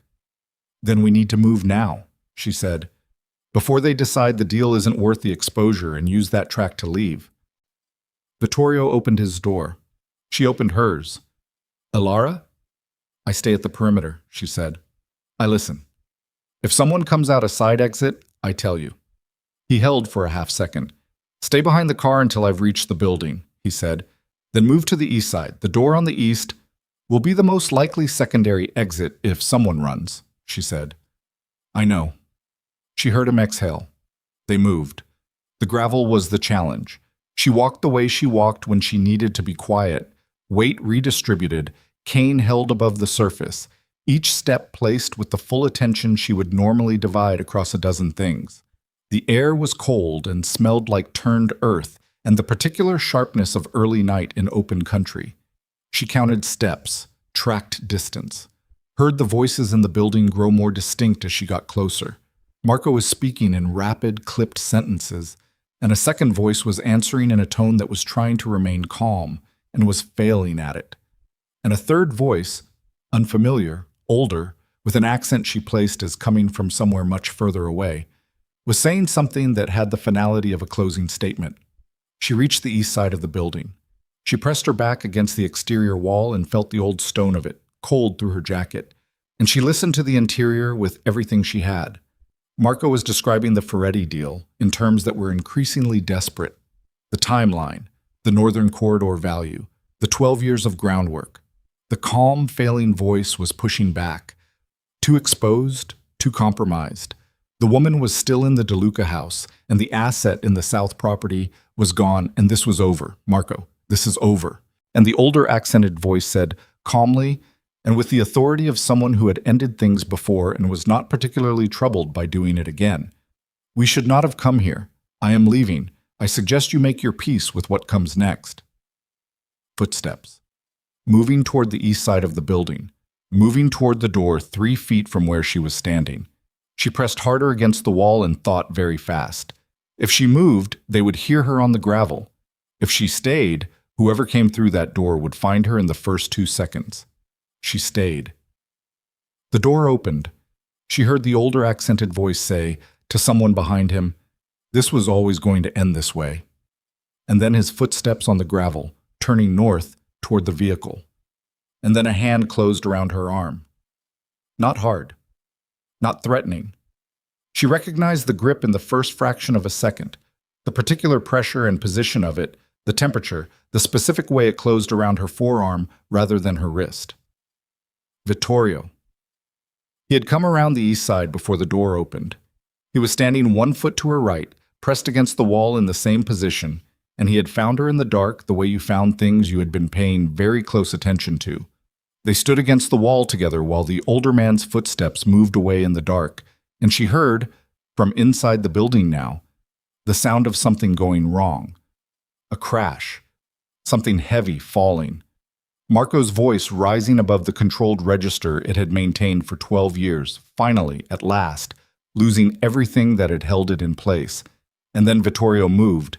He released her arm, stepped around her, and went through the door. She heard the voices inside collapse into the particular chaos of a confrontation that had been building for 12 years and had finally, in a converted farmhouse at the edge of the city, run out of room to keep building. She stood at the door with her hand on the frame and listened and gave Vittorio what she could. The position of each voice, the direction of each movement, the specific acoustic signature of every person in that room, relayed in a low, continuous stream that she had never done before, had not known she could do in real time, and was doing now with the absolute focus of a person who had finally, completely, stopped being careful. Inside the building, Marco Bellandi's 12 years ended, not cleanly, not quietly, with the full uneven weight of something that had been held too long under too much pressure and had finally, at the worst possible moment for him and the only possible moment for everything else, given way. Elora stood at the door and listened to it happen and felt, underneath the cold focus, something that was not satisfaction. It was rawer than that, and less comfortable and more honest. She had been brought into this house as a payment, as a settled debt, as the blind daughter of a failed man, handed over to a stranger who had not wanted her any more than she had wanted to be handed. And now she was standing at the door of the room where the danger ended, and she had put herself there by choice, every step of it, every single one, and not one of those choices had been made for her. She heard Marco say Vittorio's name one final time, not with aggression, not with the remnants of the smooth professional surface, with something much simpler and much harder to hear than either of those things. She heard Vittorio answer him. She did not hear what he said. It was too quiet, and it was not meant for her. Some things were not meant for her. But she heard what came after, the particular silence of a confrontation that has reached its end, the specific quality of quiet that only existed when something that had been in motion for a very long time had finally, completely stopped. And then Vittorio's footsteps, coming back toward the door, coming back toward her. Vittorio came through the door and stopped. She heard him stop. The footsteps cut off, and he was simply there, 2 feet from her, breathing at a rate that was elevated but evening, the particular rhythm of a body coming down from something it had been pushed through. She heard him put something away, the specific sound of a thing being returned to where it was kept, deliberate, final. "It's done," he said. 2 words. She had learned in the past 7 days that Vittorio De Luca did not use 10 words when 2 would carry the weight. She had come to understand this as a form of precision rather than coldness, though the distinction had taken her longer to make than she was entirely comfortable admitting. "Marco?" she said. "Alive." A pause. He'll answer for what he did. To the organization first, then through whatever legal channel his lawyers construct. Another pause, briefer. "I'm not my reputation." She had not asked him to clarify that. She noted that he had. "The Ferretti contact," she said. "Gone. He left through the back track before we had coverage on it." His voice was flat about this, not angry, the flatness of a man who had already calculated the loss and filed it. He'll take back a report that the deal failed, that Marco's position collapsed. Ferretti's organization will move on. They had investment in Marco, not in the northern corridor specifically. There are easier corridors. "You know that for certain?" "I know their pattern. They don't commit resources to fights they've already lost." A pause. "I've been watching them for 3 years. She absorbed that. "You knew about the Ferretti connection before this week." "I knew there was a Ferretti connection to someone inside my organization. I didn't know who." A beat. "I was looking in the wrong direction." He did not say where he had been looking. She didn't ask. Some acknowledgments were enough without being completed. She heard him move, not away from her but to the side, turning so he was standing beside her rather than in front of her, both of them facing the open farmland in the dark. The cold had deepened in the hours since they'd arrived. She could feel it on her face. "Your sister's all right," he said. "I know. Sandro sent a message while I was inside." "I know. I heard your phone vibrate twice in the last 10 minutes. The second time you read something and your breathing changed in the way it changes when the news is better than expected." A silence.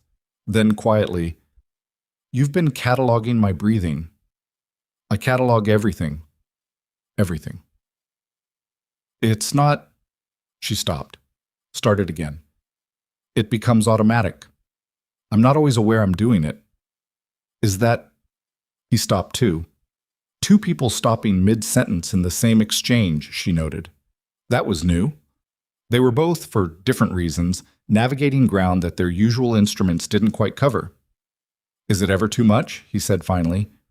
Hearing everything, all the time. She considered the question seriously because it deserved a serious answer, and because it was the first time anyone had asked it with genuine curiosity rather than pity or morbid interest. Sometimes, she said, in the first year after the accident, it was overwhelming. Too much information with no framework to sort it. I had to build the framework, she paused. Now it's just how I move through the world. It's not more than other people have. It's just arranged differently. He was quiet for a moment. You built the framework yourself. No one else was going to, and he absorbed that. She heard it in the quality of his stillness, a man absorbing something rather than deflecting it. We should go back, she said. Yes. Neither of them moved immediately. The farmland around them was very quiet, open country quiet, which was its own kind of loud, full of small sounds that cities buried. Wind across grass, something moving in the tree line to the north, the cooling engine of the Ferretti Contax vehicle, still ticking faintly from where it had been parked, now carrying the weight of an exit that had happened too fast for anyone to stop. My people will process this property in the morning, Vittorio said. Whatever Marco stored here, documents, financial records, communication logs, it'll all come out. It will be extensive, she said. Whatever he was building it carefully, 12 years of careful. I know. A pause. I keep trying to identify the moment I should have seen it. The specific thing I missed. You won't find it, she said. That's how it works with the people closest to you. They're closest to you because you chose to trust them, and the choice to trust someone is the thing that makes the evidence invisible. It's not a failure of intelligence. It's a function of relationship. He was quiet for a moment. That sounds like something you've thought about before. I have a blind spot, she said. It's different from yours, but I have one. She paused.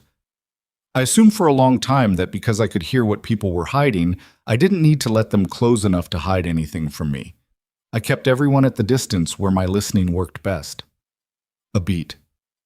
This week was the first time in a long time I didn't do that. The quiet between them was different from the quiet they had occupied in various rooms over the past 7 days. Those had been the quiet of two people reading each other. This was something else, something that didn't need as much reading. Come on, he said. It's cold. They walked back to the car across the gravel, and this time she didn't lift her cane above the surface. She let it find the ground, let the sound of it on the gravel be what it was, and she walked beside him at a pace that was neither careful nor hurried, just the pace of two people walking across the same ground at the same time in the same direction. They were 40 minutes back to the city. She spent most of it thinking about what came next. Not strategically, not in the calculated, structural way she usually thought about next.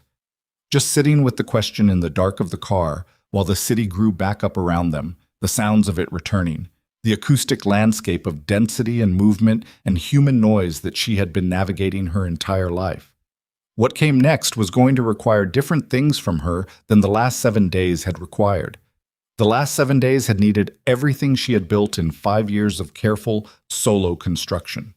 What came next was going to need something she had deliberately, specifically, thoroughly avoided building. She was not sure she knew how.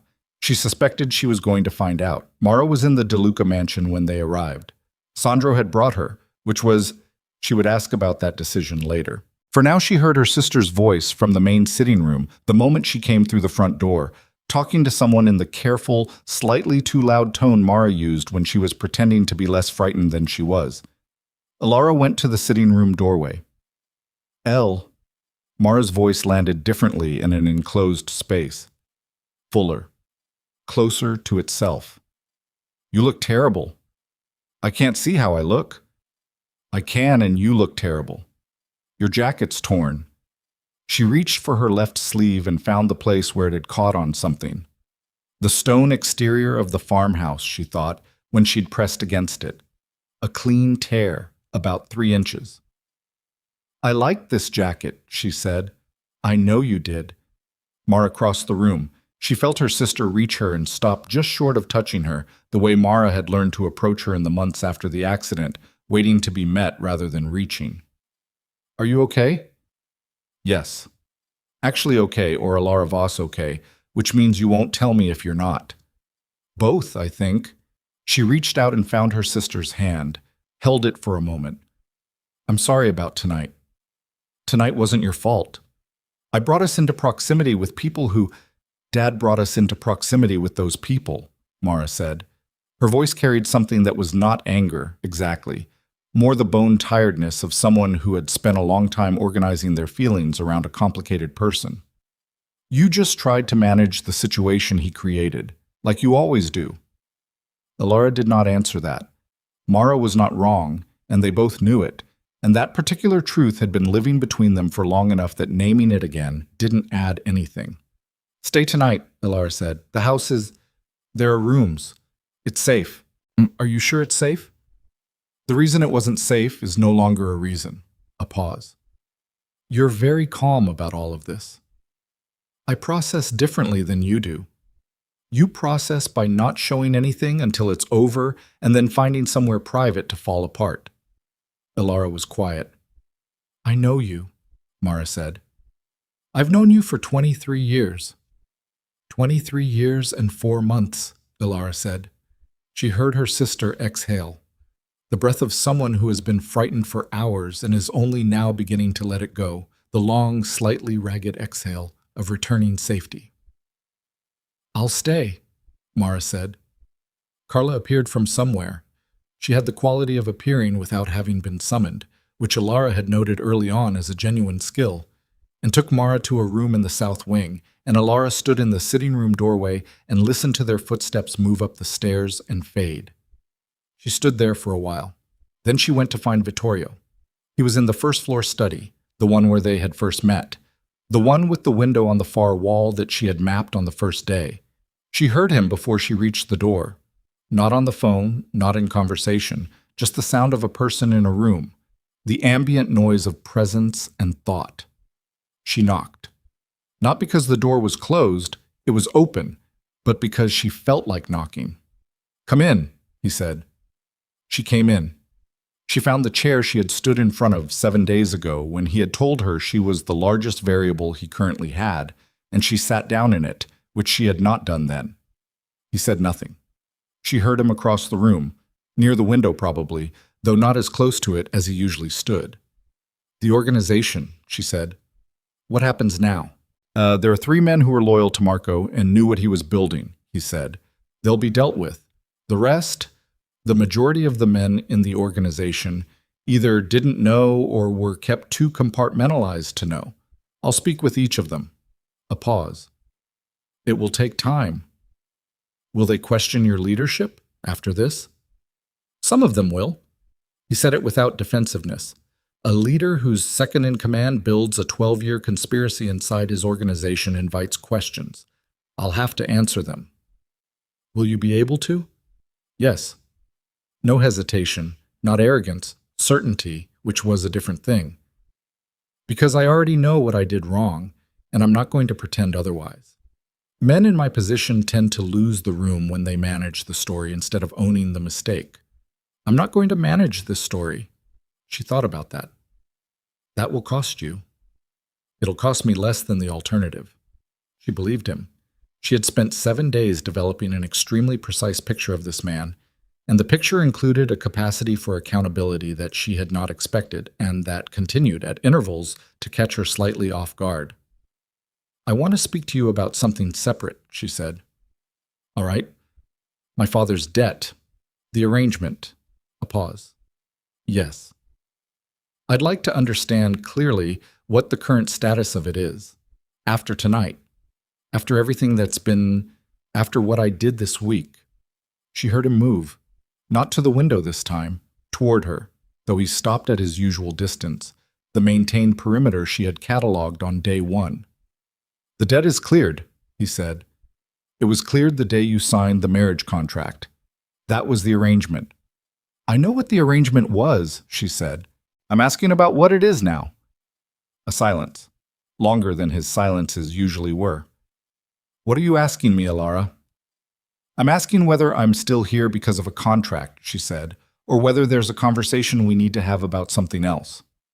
She heard him, the specific sound of a man who has been controlling his breathing very carefully and has just stopped controlling it quite as carefully.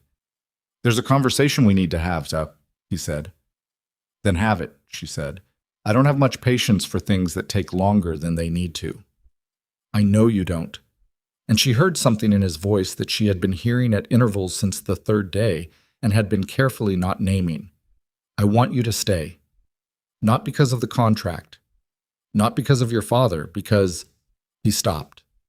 Then, with the particular difficulty of a man who had not said this particular category of thing to another person in a very long time, because this house is different with you in it. I'm different. And I don't want to go back to what it was before. The room was very quiet. I want to stay, she said. I want to be clear that I am saying that as a person who is choosing it, not as someone who has run out of other options. I have other options. I am choosing this. I know, he said. That's the only reason I'm saying it. She sat with that for a moment. This is going to be complicated, she said. What I can and can't do. What you're accustomed to. This house and how it works. I know. You'll have to stop trying to manage what I'm exposed to. I can hear things you would rather I didn't hear. That's not going to change. I know that too. And I will need... She paused. This part was harder. Not the words themselves, but the act of saying them, which required admitting that she needed something, which was the specific vulnerability she had been most systematically avoiding for 5 years. I will need you to tell me things I can't hear. What a room looks like when I walk into it. Who is watching? Small things. Things that don't seem important. He was quiet for a moment. I can do that. It doesn't come naturally to you. No, but I'll learn. She almost smiled. She let herself this time.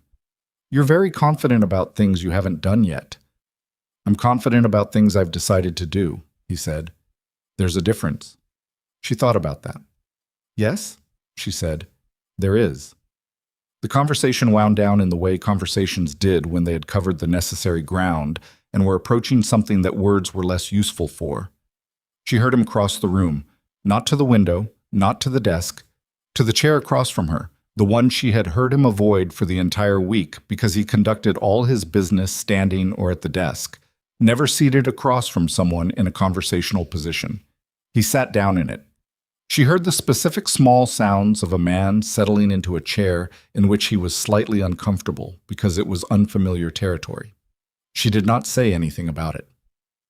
They sat in the room for a while in the quiet that was not the quiet of two people assessing each other anymore. 3 days later, Ronaldo Voss came to the house.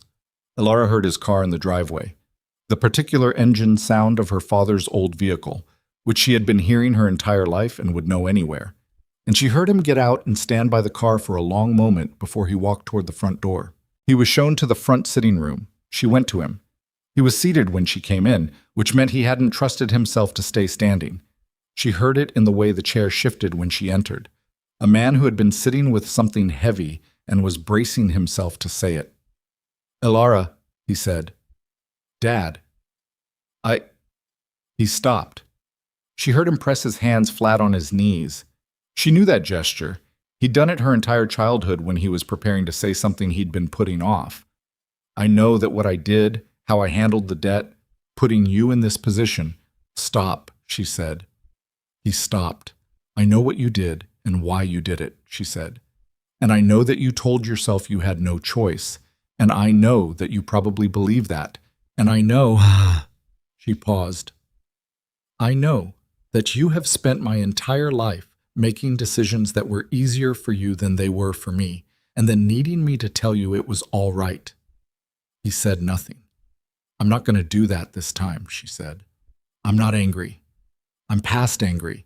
But I'm not going to tell you it was all right, because it wasn't, and we're both old enough to stop pretending otherwise. Her father's breathing had gone unsteady. She heard it, the particular fragility of an old man's breath when the thing he had been carrying finally found its full weight. I know, he said. His voice was rough. I know it wasn't. Good, she said. A silence. Is she safe? He said. Mara. She's fine. She went home 2 days ago. And you? I'm fine.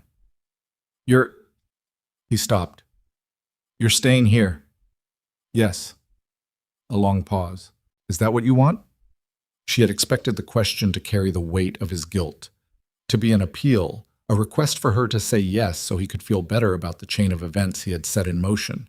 But when she listened carefully, she heard something else underneath it, something that was actually a question, actual concern, uncomplicated by strategy. Her father was not a bad man. He was a weak one, and there was a difference, and she had spent a lot of years confusing the two and making herself angrier than the situation warranted. It's what I want, she said. Yes. Another long silence. He's good to you? We're getting there, she said. She heard her father exhale, the specific exhale of a person releasing something they have held for longer than is healthy. Not relief, exactly. Something more complicated than relief. The beginning of a reckoning with a version of himself that he had been avoiding. I'm going to do better, he said. I know what that's worth right now, but I am. I know, she said. And she did. She heard it in his voice, the same way she heard everything in voices, the thing beneath the surface, the actual state of a person. Her father was telling the truth. Whether the truth would survive contact with his habits and his weaknesses and the next difficult moment that came along was another question, and one she couldn't answer for him. Come back when you're ready, she said, not to apologize again, just to visit. She heard him nod, the slight shift of weight, the particular movement of a person receiving something they weren't certain they'd earned. He left. She stood in the sitting room after he was gone and let the silence of it settle. Carla appeared in the doorway. Lunch is ready, Miss Voss, or Mrs. DeLuca, if you prefer. Alara, she said. Just Alara. Alara, Carla said, and there was something warm in it. Not performed warmth, the real kind, which Carla had been carrying beneath her professional surface since day one, and which Alara had registered and not commented on until now. Thank you, Carla, she said. For the first week, it was harder than I showed. A pause. I know, Carla said. I thought you managed it very well. I almost didn't, Alara said. On day 4, when I heard them outside my door. I know about that too, Carla said quietly. I heard them as well. I want you to know that I was considering going to Mr. DeLuca that night. I wasn't certain. I should have been certain. You had been in this house a long time, Alara said. Long enough to know that certainty was expensive. Yes. I don't hold it against you. A pause. Thank you. They went to lunch. Vittorio was already at the table. She heard him stand when she came in, which he had not done in the first week. She had been seated before he arrived for most meals, and on the occasions they had arrived simultaneously, he had not stood. She noted it without commenting. It was a small thing. Small things were how people showed you who they were becoming, which was different from who they had been. How is your father? He said. She sat down. Honest, for once. We'll see how long it lasts. He made a sound, not quite a laugh, but in the same neighborhood. What? She said. You talk about people the way a doctor talks about a patient. Precise. No extra sentiment. Is that a criticism? No? A pause. It's something I noticed early on. What else did you notice early on? She said. He was quiet for a moment, in the way he was quiet when he was choosing words rather than assembling them. That you were the most dangerous person in any room you walked into, he said, and that nobody knew it but you. She thought about that. You knew, she said, by the second day. The second day I suspected. By the end of the first week, I was certain. A pause. Which was also the first week I had ever had a variable in my house that I decided, actively, not to control. She picked up her fork. That must have been difficult for you. Extremely, he said. She did smile this time. She let it happen, didn't pull it back, and she heard the quality of the silence across the table change in response. The particular shift that happened when Vittorio De Luca encountered something he wasn't prepared for and was working out how he felt about it. She decided she would keep doing it for no strategic reason, just because she felt like it. Lunch was quiet in the way that was comfortable rather than managed. Carla moved around them with the efficiency of a person who had found her rhythm. Somewhere in the upper part of the house, one of the guards changed position. She tracked the footstep pattern shift, noted it, filed the new rotation. Old habit. She would always do that.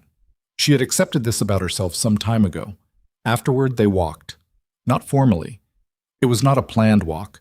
It was what happened when two people finish a meal in a large house and neither of them goes immediately to work. They moved through the ground floor and then through the door to the garden on the south side, and she had mapped this garden in the first 3 days.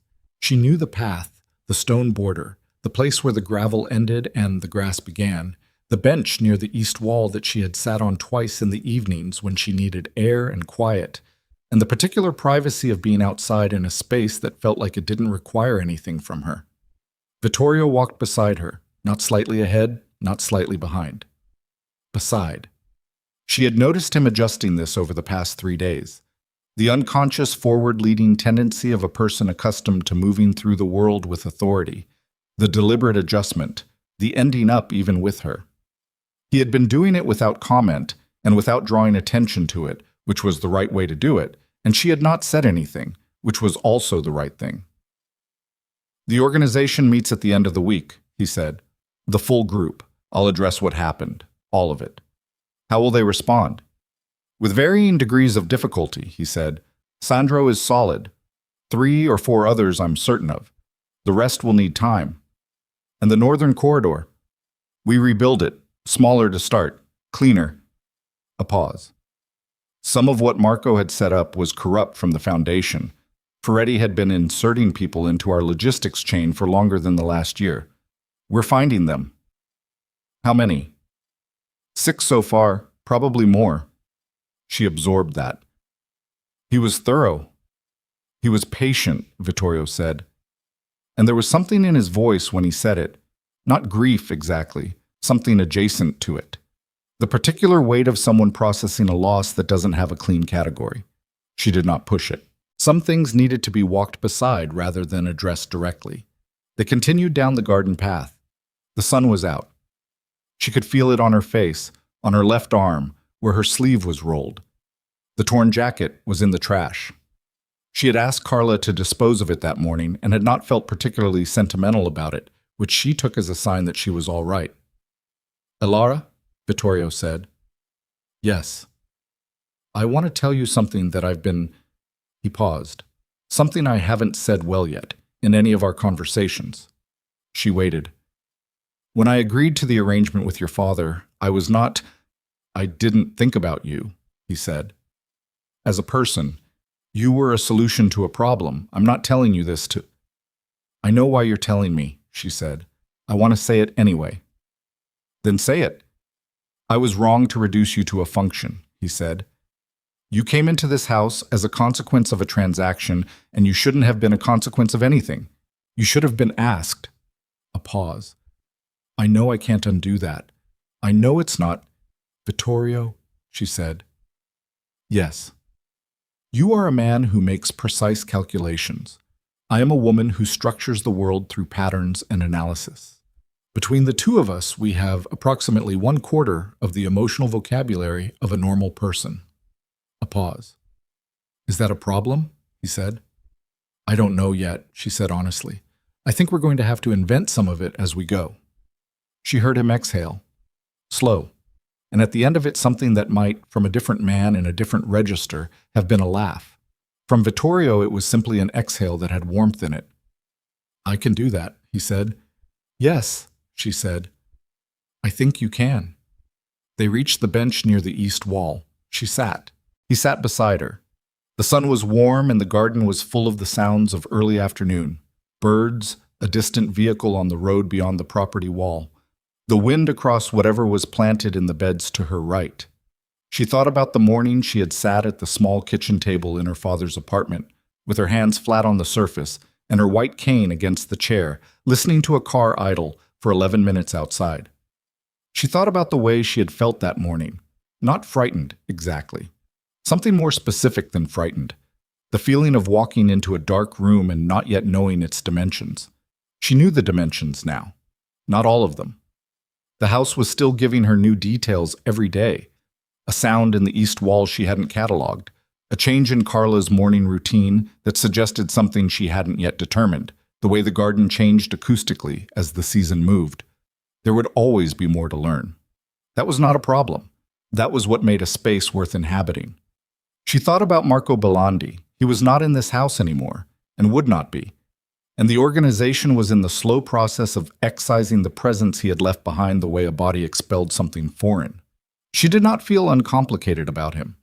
He had been dangerous and had threatened her family, and had been willing to use her as a disposable piece in a plan he had been patient enough to build across 12 years. She did not forgive him for any of that, but she had heard his voice that last night in the farmhouse, the stripped final version of it, the voice of a man who had spent 12 years becoming something and was watching it all leave him at once. And she was not without understanding of what that was. Understanding was not the same as forgiveness. She knew the difference. She thought about Petra, still in the house, still refolding towels that didn't need refolding. She would speak with her again, now that the dust had settled. Not about Marco. That was over. About whether she was all right. Carla had mentioned, neutrally, that Petra had not been eating well. Small things. The things that told you more about a person's state than anything they said. She would pay attention to it. She was good at paying attention. "Tell me something," she said. "What?" Vittorio said. "Tell me what the garden looks like. Right now. What I'm sitting in the middle of." A silence. She heard him look. The particular quality of a person turning their attention from inward to outward. "The beds on the left are overgrown," he said. "They were Marco's project. Nobody's touched them since." A pause. "The beds on the right are... someone's been tending them. Carla, I think. Roses. They're not open yet. Mostly buds." Another pause. "The wall ahead of us has a crack in it near the top. Left side. I've been meaning to have it repaired for 2 years." "Why haven't you?" "I forget about it until I'm looking at it. And then? And then I go do something else and forget again." "Have it repaired," she said, "before the winter. If water gets into that crack and freezes..." "I know," he said. "I know." "You won't forget this time?" A pause. "Probably not. I have better accountability now." She sat with that. The sun moved a degree or two. The wind shifted. She thought about the city beyond the property wall. The city that had been whispering for 7 days about the blind woman who had married the most dangerous man in it. She thought about what the whispers would say now, if they knew what had actually happened inside these walls in the past week, whether they would be able to square it with the story they had already decided to tell about her, whether the story would change or whether people would reshape the facts until they fit the version they had already built. She decided she did not particularly care.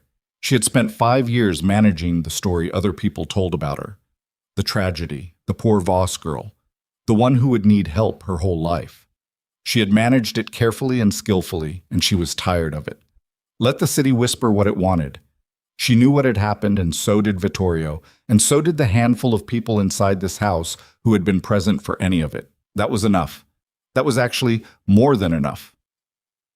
"Come on," Vittorio said. He stood from the bench. She heard him extend his arm toward her. She knew it not by sight, but by the shift in the air between them, the way his presence changed direction, the specific positioning of the gesture. She took his arm, not because she needed it. She knew the path back to the house. She had known it for 5 days. She could have walked it in the dark at speed. She took it because he had offered it, and she had decided, in this particular season of her life, to stop refusing things that were offered to her for the right reasons. They walked back across the garden. The gravel sounded different with 2 people on it. A fuller sound, less precise, 2 rhythms overlapping and finding, after a few steps, a shared pace. At the door she stopped. "Vittorio," she said. "Yes." "The crack in the wall," she said. "Left side, near the top. I'll call someone tomorrow." "Today," she said. A beat. Then very quietly, something that was not quite a laugh, and was better than one. "Today." he said. She went inside. The house received her the way it had received her every day since the first one, with its particular arrangement of sounds and temperatures and the small daily evidence of 20 people living and working inside its walls. The whole intricate acoustic map of it that she had built piece by piece in the first days and had been refining every hour since. She walked through it without her cane touching the floor. She didn't need it here. She had not needed it here for 5 days. She went to the second-floor study and sat in the chair by the window and put her hands flat on the desk in front of her, the way she had sat at her father's kitchen table a week ago, and she let the house settle around her. This was her house now. Not because she had been given it, and not because she had survived it, but because she had learned it. All of it. Its rhythms and its silences and its damaged places and the people moving through it who were, all of them, in various states of figuring out what came next. She was good at damaged places. She had been navigating them her whole life. She was, she thought, in exactly the right one. Outside in the garden, she heard, faint but clear, the way everything was faint but clear to her, the sound of Vittorio on the phone. And she caught the word contractor and the word today, and she sat back in her chair and was quiet and let herself be for a moment, without calculation or strategy or the carefully maintained stillness of a woman who had learned to move through danger without ever letting the danger see her move. She was still.